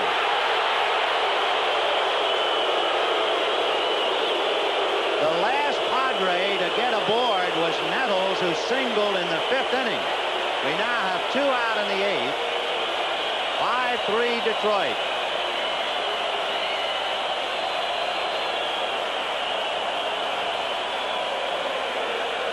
Bread and butter pitcher pitch for Hernandez is a screwball. Look at his elbow, his arm. He turns it over to rotation. Kennedy hit it pretty hard. He didn't get it in far enough. Brecheen did that to Williams in the '46 World Series. Left-hand hitter, left-hand pitcher, break it in on the hands. He kind of got it out over the plate. Here's Bavacqua, fly to left, walked and struck out. 0 for 2. Fastball and a high drive into left field. Herndon looking up, and this one gone. So after we show you his specialty screwball, he throws Bavacqua a fastball. We got a game again. Tigers 5, Padres 4. And when you hit him that hard, you're looking for it. And Bavacqua is a smart hitter. He figured he'd get ahead of me because the other 2 guys didn't stay up there too long. I'll look for the fastball and pop it, and he did, and they're back in the game. Just imagine if Kennedy's ball gets by Whitaker.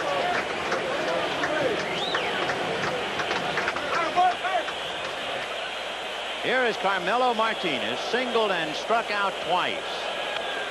Strike. A lot going on here, but we certainly want to mention that he's now in the game. Dave Bergman took over at first base for Darrell Evans here in the 8th inning. 0-1. Curveball hit down the left field line. Herndon was deep. He has to come up and get it. Martinez is going to be waved for second and then quits and comes back. But as they have done throughout the series, the Padres keep battling back. A lot of other runners, I think, would have had a double on that.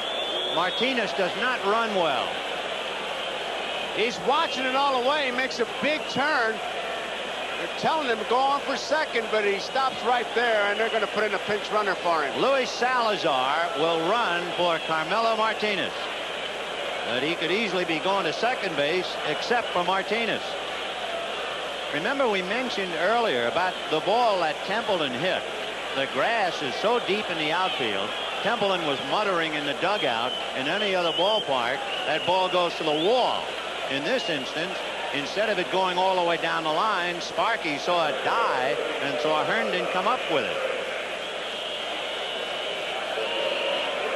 So the tying run is at first. Bergman holding on Salazar, and Templeton now crosses over to hit right-handed. Templeton is 0 for 3 hitting right-handed. All of his action has come from the other side of the plate, but he has more power from this side. His 3 home runs this year, all 3 were hit as a right-handed batter. And if he does something wonderful for San Diego, the question will be, why did you take Lopez out? And they got him picked off.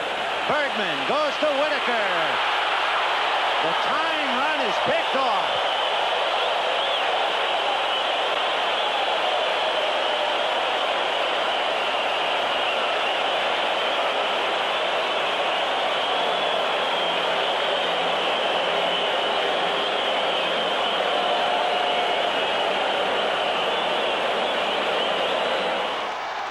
In the 8th, the Tigers turn to their remarkable relief ace, Willie Hernandez. who's made 5 postseason appearances and yielded just 1 run. And now with 2 out, Hernandez confronts an unrelenting Kurt Babakwa.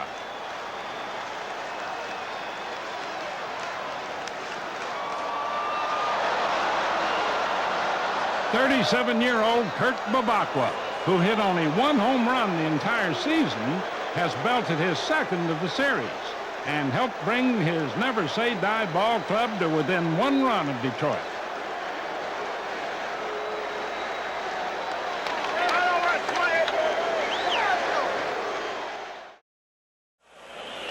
Salazar, like most ball players, slides on only one side, so he really slides into that tag.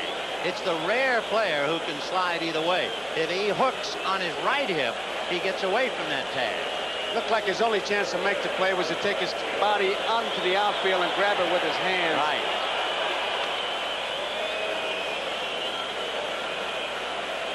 Oh, 0-1 to Marty Castillo, and a little business.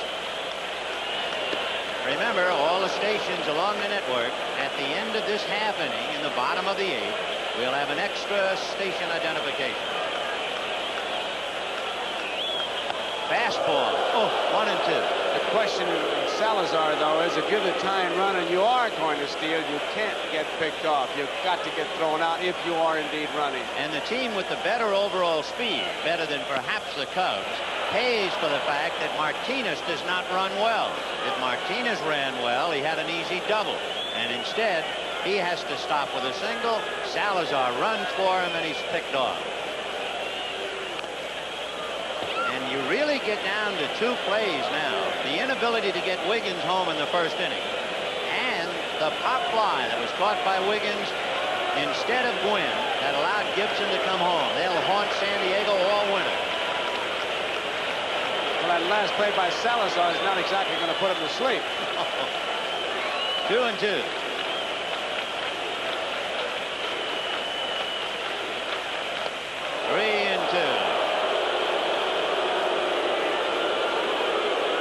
Kirk Gibson has been vitally involved. He hit a 2-run home run, and he scored in the 5th inning on the fly ball to Wiggins. And Gossage walks Castillo, opening up the bottom of the 8th.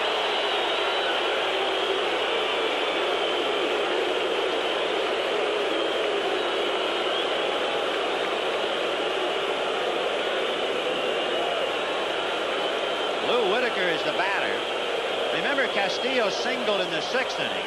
They didn't have Whitaker bunting. They had him swing away, and Garvey turned to double play at first. With Trammell to follow, and their lead cut to 1 again, we'll see whether they have Whitaker bunting. Nettles, 1 step up in front of the bag, fouled away.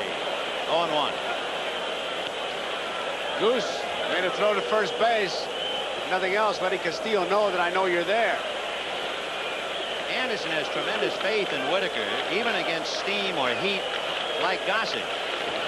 Being left-handed, he might just let him hack away. We'll see. Trammell on deck. Yep, he's got him around. Bunting, a 1-hopper to Nettles. He's going to go to Templeton. He's off the bag. He missed the bag. He wasn't expecting to throw. He was off the bag. I can't believe what's happening. It's like Padres busters. I mean, the Gremlins have hit the field. Guys are not catching fly balls. He assumed he was going to first base. Now watch this. Nettles, he doesn't hesitate, and Templeton is standing in front of the bag. He's in front of the bag. He got caught in a cookie jar. Look at the look on Templeton. You don't have to say anything. He's so shocked. Oh, my goodness. He can't believe he did that himself. He was in front of the bag. I mean, it's a real Halloween finish. There's the bunt to Gossage, and he has to throw to Wiggins.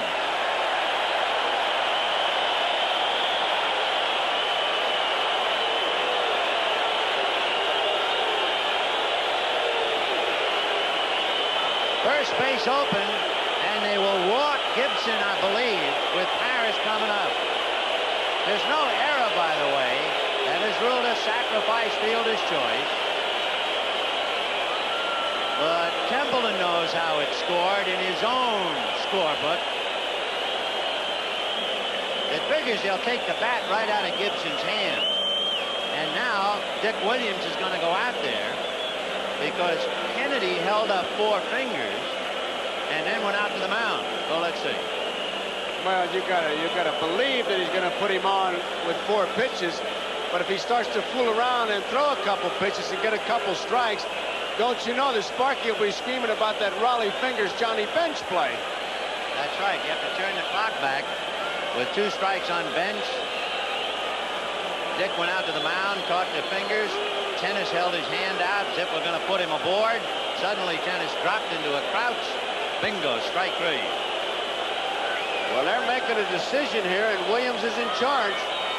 You know what's interesting? Kirk Gibson made his major league debut, his very first at-bat in the big leagues, against Goose Gossett. That's a great way to break in.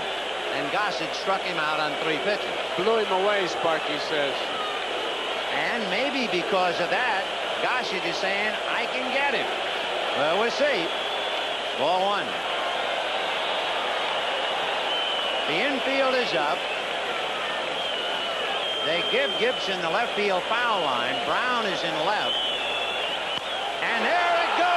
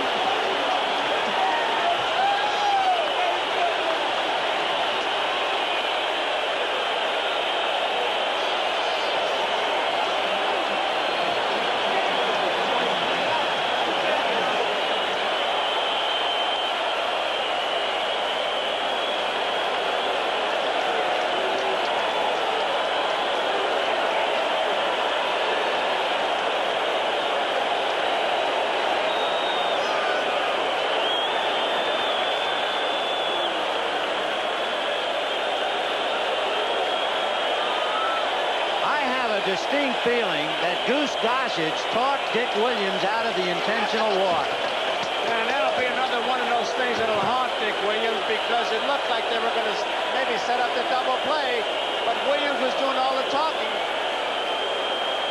I know Kennedy figured to walk him. He held 4 fingers up.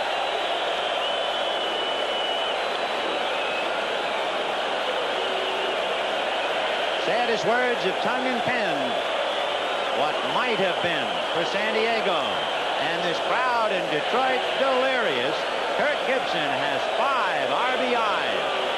The record is 6. Bobby Richardson against the Pirates in 1960. Ow! Kennedy got bitten by that one.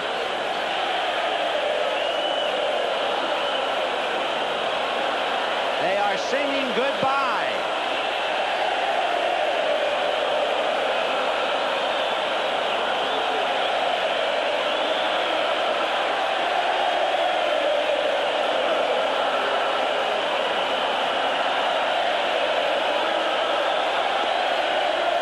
Too late. Too little, too late. Here's the story of the inning, of the game, of the series, of the year.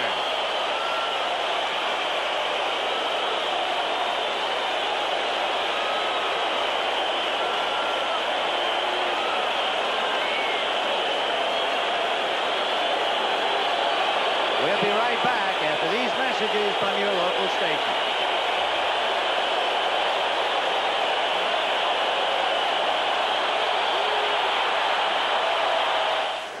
But in the bottom of the 8th, San Diego is soon in jeopardy.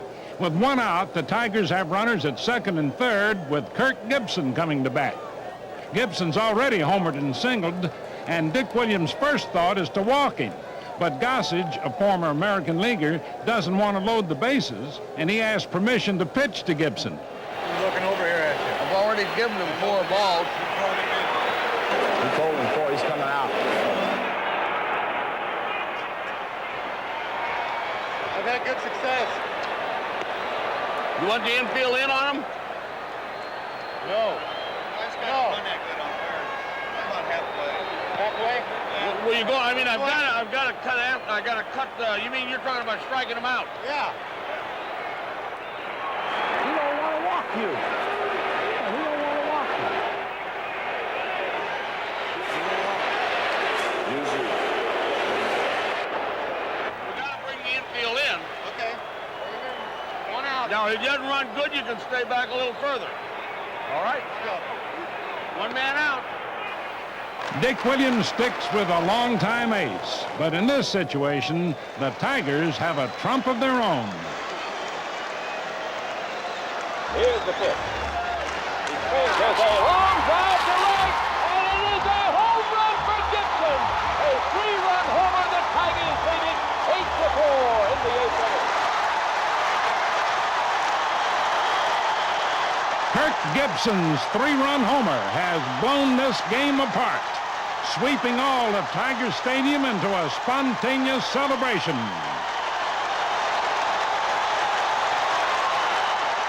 A moment of triumph for a ball club and a coming of age for Kirk Gibson, undeniably reaching the heights of his talent. As the cheers echo across the old ballpark, the Tigers take their commanding 4-run lead into the 9th and then stand poised to claim a championship. The Detroit Tigers became the world champions today by beating the Cardinals in St. Louis in the 7th game of the World Series. The score was 4-1. The Tigers' Mickey Lolich won his 3rd game of the series, beating the Cardinals' best pitcher, Bob Gibson. Gibson had a shutout for 6 innings, but he wore out in the 7th. After getting 2 men out, he gave up 2 singles, and then Detroit's center fielder, Jim Northrup, came to bat. Northrup hits the ball to all fields.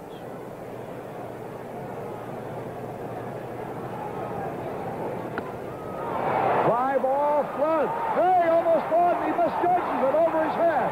2 runs are going to score. The Tigers scored again in the 7th inning and got another run in the 9th for a 4-0 lead. Lolich kept his shutout going into the 9th. With 2 out, Cardinal 3rd baseman Mike Shannon was the batter.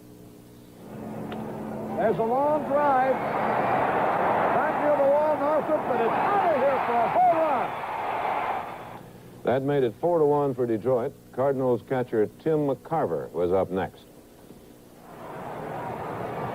McCarver pops up. Here's Freehan. Detroit's the new world champion. And look at Freehan picking up Lolich. And that was how it ended, and here's how the city of Detroit reacted to its first championship in 28 years.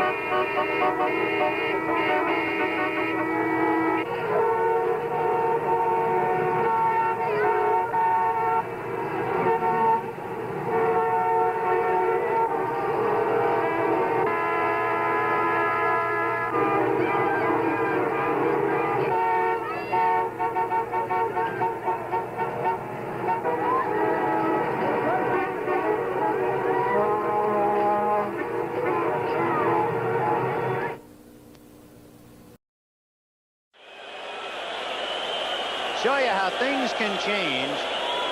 Does this man look like the same man who was so angry in the 7th inning? And does this look like Gary Templeton, who was left at the plate when Salazar was picked off and was left in front of the bag on the sacrifice. Fouled away. That tells it all, doesn't it, Joe? Yes, it does.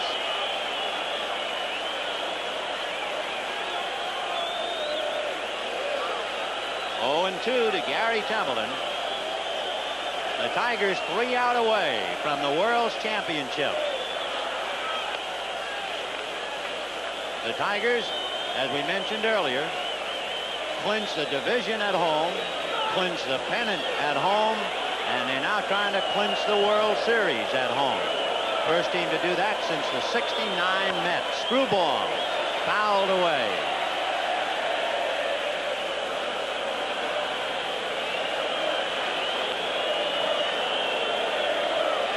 On deck, Bruce Bochy. He'll bat for Bobby Brown.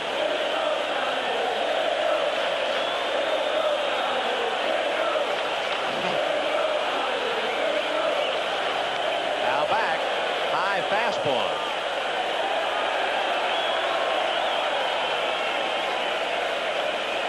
If pictures tell the story, look at the Padres.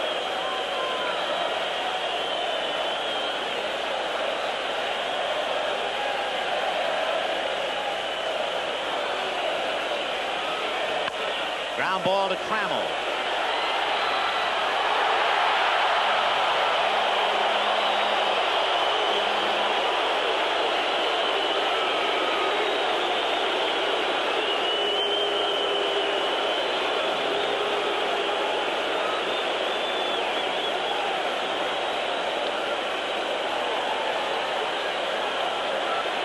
Bruce Bochy, born in France, 29-year-old. He's the backup catcher to Terry Kennedy. Fastball.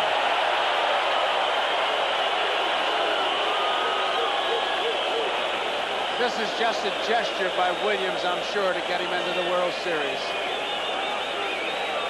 Something to tell the kids. 0-1. 8-4 Tigers. 1 out, 9th inning. Curveball, and he hit it foul, but he had a good rip at it. 0-2. One of the few curveballs we've seen Hernandez throw. And the Tigers 2 outs away from the bubbly. That's Aurelio Lopez without the hat.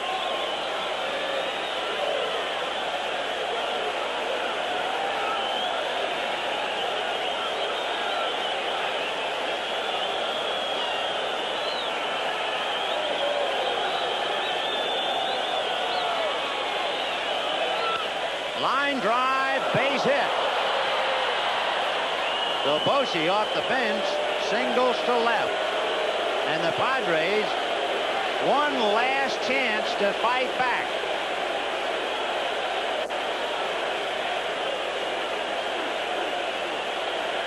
Ron Renicky, the brother of Baltimore's Gary Renicky, gets a chance to get in the World Series. In '81, he had hurt his ankle and couldn't play in the Dodger-Yankee World Series. This year, he wasn't eligible until Mick Reynolds hurt his wrist. So you see, fate has a way of evening up, I guess. And here's Wiggins. Ball 1. From day 1 of the season, the Tigers have been in first place. Incredible team. Incredible year. And this is the capper. Fouled away.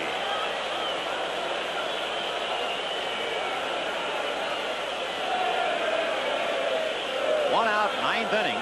Hernandez with the luxury of a 4-run lead. Fastball popped in the air. Lands Parrish.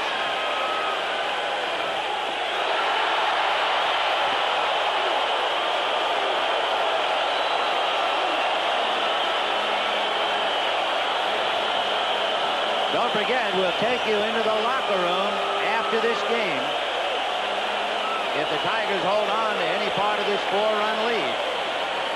And the way this crowd is going, we're just going to be quiet and let you listen and enjoy it to your heart's content. Johnny Grubb, preparing for the onslaught, took his cap off and put it in his shirt, and that's why most of them have their caps off. They'll be running out there. Fans love the game. Even Trzaskowski, he doesn't like to take his hat off. He hasn't got that much grass.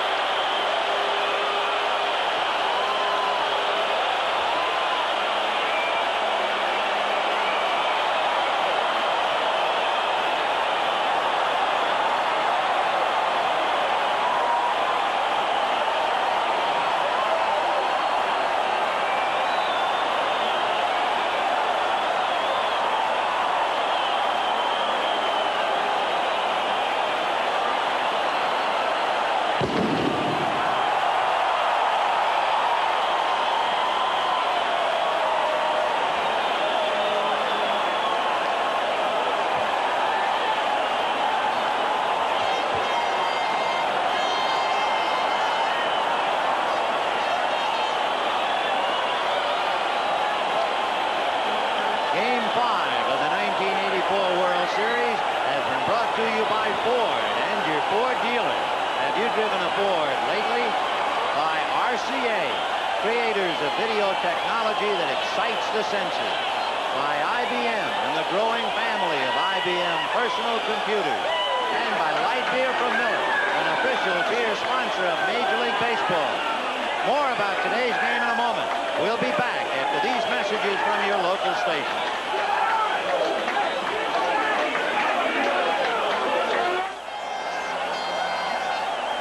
It is baseball's answer to New Year's Eve in Times Square.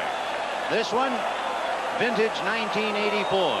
Tiger Stadium in Detroit, home of the world champion Detroit Tigers. And with that, let's go to the champions locker room and to Bob Costas. All right, Vin, thank you very much. On the platform, the new commissioner of baseball, Peter Ueberroth, the former owner, longtime owner of the Tigers, John Fetzer, the new owner of the ball club, Tom Monahan, the manager, the first to win championships from both leagues, Sparky Anderson, the MVP of the series, Alan Trammell. For the presentation of the championship trophy, the commissioner. It was great baseball, a great team, and it's a pleasure to give this trophy to the chairman of the board, or maybe of all of baseball, John Fetzer. John? Well, this is the climax of 28 years of owning the ball club, and I've just loved every minute of it. I love all the guys that are here, and I want to tell you right now, I'm happy to turn this cup over to Tom Monahan as the new owner of the Tigers. And Tom, I hope you win a lot of them as the next 30 years goes to you. Well, thank you very much, Mr. Fetzer. The one thing I feel right now is tremendous gratitude to you for giving me this great opportunity, you know. I'll be forever grateful. This is your team. This should be your trophy. I love all of them out there, and these boys are all your boys from now on. You take them and you go all the way with them every year you can. Oh, I want you around. I'll be here as long as I can. Oh, you'll be here a long time. Let's turn now to Sparky Anderson. 104 victories in the regular season, Sparky. You add on the postseason, you lost only one. The composite is 111 and 59. Bobby, I don't care about none of that. The only thing I care is the public could see, to me, one of the most class teams and people that I've ever been around. The young man that won the most valuable player, I say it, I don't care what nobody said. He's the best player in baseball. We fell that way. That's what we're going to say. He deserves everything. And when Alan speaks, he speaks for this team. I'll see you later. Sparky will be back. I think there's a phone call waiting for him eventually. We'll turn to Alan Trammell, 9 for 20, including a couple of homers, the MVP. Well, thank you, Bob. I'll tell you what, I wish we could divide it up between all of us. I know that Jack was very deserving, Kirk Gibson. It's just one of these things that everybody's been contributing for our ball club. happen to have a good series, but it's divided among all of us, that's for sure. Alan, yesterday's ball game, that had to be the thrill of a lifetime. The 2 2-run homers, the 4 RBIs. You're no question, but this is even special right here. This is what it's all about. We're going to get that ring. This is the most important day of my life. I'm going to celebrate. Let's see if we've got the telephone ready. Are we set with the call? We are. Can we get Sparky Anderson back up here? Sparky. Jim Campbell, the president of the ball club, is also here. And on the line, I believe, the president of the United States. Sparky? Mr. President, I know that you are a great Cubs fan, but I know if you've seen these kids, you'd be a Tiger fan. Mr. President.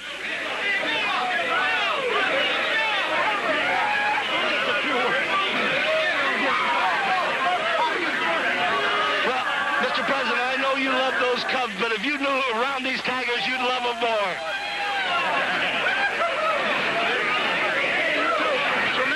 Difficult to hear the conversation. Well, I'll tell you what, now we'll sit down to some hard rooting. We'll return to the Tiger Clubhouse in just a moment. Stay with us.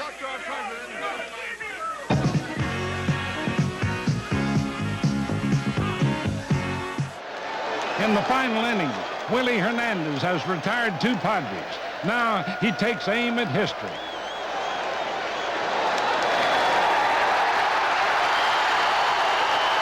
A 4th world title for Detroit, and a show of unrestrained joy. Ending a season they totally dominated, the Tigers are truly champions. A crowning moment for Sparky Anderson, the first manager to win a World Series in both leagues. And he'd be the first to say he couldn't have done it without his well-blessed boys. Now, time to honor a champion and time to pay special homage to so many championship performances, like the one turned in by Aurelio Lopez, whose 2 1/3 innings of hitless relief helped win the final game. Then there was Milt Wilcox, steady as a rock through 6 solid innings and a pivotal win in Game 3. For San Diego, there was Dave Dravecky, twice called upon from the bullpen, never once scored upon. And a curtain call for Kurt Babacqua, who kept the Padre faith, batting .412, hitting 2 homers, and cherishing so well his World Series moment. Finally, Alan Trammell, who drove in 6 runs, batted .450, and was named the series' most valuable player, a star among stars in a World Series galaxy.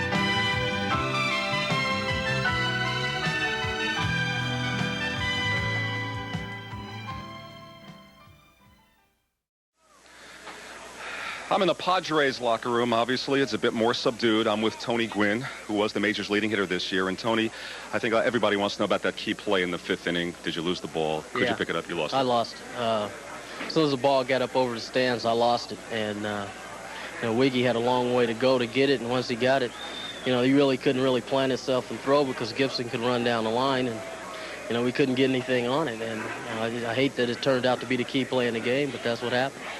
Can you sum up your feelings about this club and what happened over this 5-game series? Well, I think we're disappointed because I really don't believe we played like we were capable of playing. But, you know, nobody really expected us to be here. And, you know, there are 24 other teams sitting at home watching this, and we had an opportunity to play in it. We didn't play well, but, you know, we got to keep our heads high because we had a heck of a season this year. And, you know, sure, we'd love to have won it, but we didn't. So I guess we have to work a little bit harder next year. Okay, congratulations on the fine season in the batting championship. Okay, Tony. thank you. Okay, let's go back to Bob Costas now in the Tiger locker room. Bob? All right, Lenny, thanks very much. In case you couldn't hear it earlier over the din, the MVP is Alan Trammell with his 9 for 20 and his 2 home runs. But either one of these guys could have gotten it, too. Jack Morris, a couple of victories in your first World Series. The throw, the weight, the work, it's all worth it. This is the greatest moment of my baseball career. I'm just so proud of all these guys right here because without their help, I wouldn't be here. And I just really feel great about it. There were a few low moments during an otherwise terrific season for you. This has to make it a sweet ending. Well, this is what I planned all spring. I made a few statements early in the year, but it's only showed the confidence that I had in this ball club. The greatest thing about it is we were able to come through and win it all. Jack, congratulations. Kirk Gibson, you were kidding me about being nervous before the series. Didn't look like you had any jitters today. You crushed a couple. Well, there's a little bit of luck involved, and I've come a long way, like Jack says. There's high moments, and there's been some low moments, but this tops it off. We're the best in the world. We're the world champions, and it just says a lot about the great guys. And I heard about the MVP is Alan Trammell. You know, people don't realize Alan Trammell's been playing hurt all year. He's going to have surgery on his knee, and they're going to have to go in and look on his shoulder. So I'd personally like to congratulate Alan Trammell. It just shows the kind of makeup that we have, the kind of ball players we have on this team. Kirk Gibson, congratulations to you. The 1984 world champions are the Detroit Tigers. And I guess it's appropriate enough to say to this room full of happy Detroit ball players, bless you, boys. You're the 1984 world champions. I think you all agree that Detroit and the Detroit Tigers and Kirk Gibson, we've all come a long way together. And there's one special moment that happened in the World Series when I think we all felt it was really clinched, and let's hope that we'll all see this famous pose again. Yeah!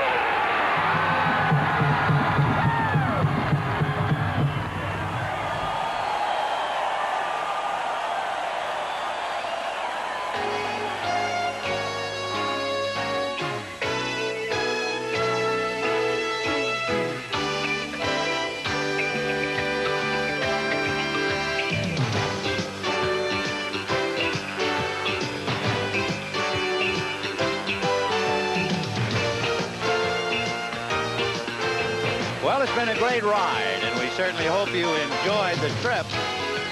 Executive producer Michael Weissman leading the way, choosing the shots, and a great choice he made. From the nights in San Diego to the weekend here at Tiger Stadium.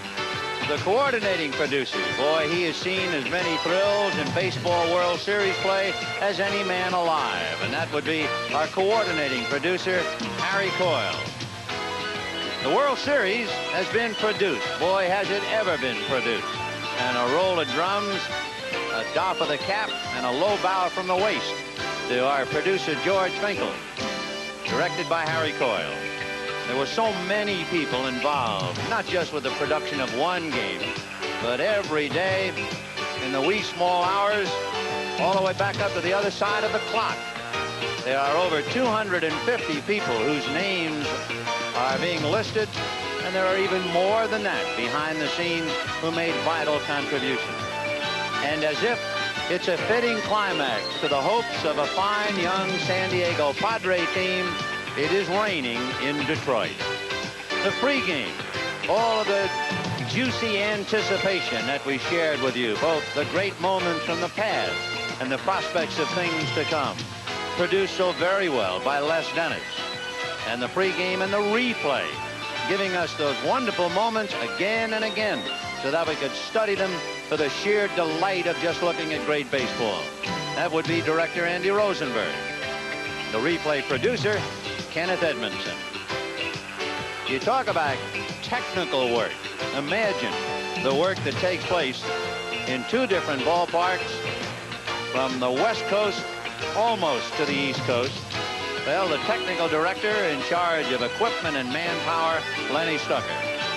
And the replay technical director. The replay of the fly ball to right field, of Gibson tagging up, of Gary Templeton standing in front of second base. So many great moments replayed. Hats off to our technical director, Bill Tobin. And how about the 25 Tigers with the manager, Sparky Anderson, his pitching coach, Roger Craig, his baseline coaches, Dick Tracewski and Alex Kramitz, Coach Billy Consolo. He and Sparky were kids on the sandlot, 8 years old, and they've climbed to the pinnacle in baseball fortune. And hitting coach, Gates Brown. And hey, don't walk away from this series without saluting the comeback kids from San Diego. They went down, but they have a man on every shot they had. Dick Williams and his fine staff. Norm Sherry is pitching coach. And his baseline coaches, Jack Kroll, Ossie Virgil. To the Deacon, Deacon Jones. And to the 25 who wore the brown and gold so well throughout the year, who won the division. Down on their knees, battle back to win 3 straight against the Cubs and beat the outstanding pitcher in the National League after spotting him 3 runs. How about them Padres as well? And how about baseball and the World Series?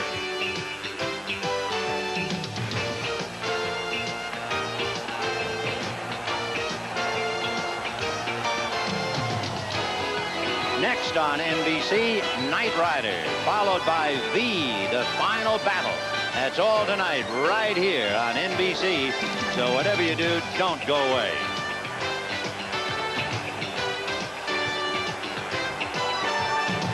In the rain at Tiger Stadium, one of the brightest moments in Tiger history as they defeat the Padres 8-4 and become the world champions of 1984. For Joe Garagiola, this has been Scully, wishing you a very pleasant good evening. Come to think of it, have a great year.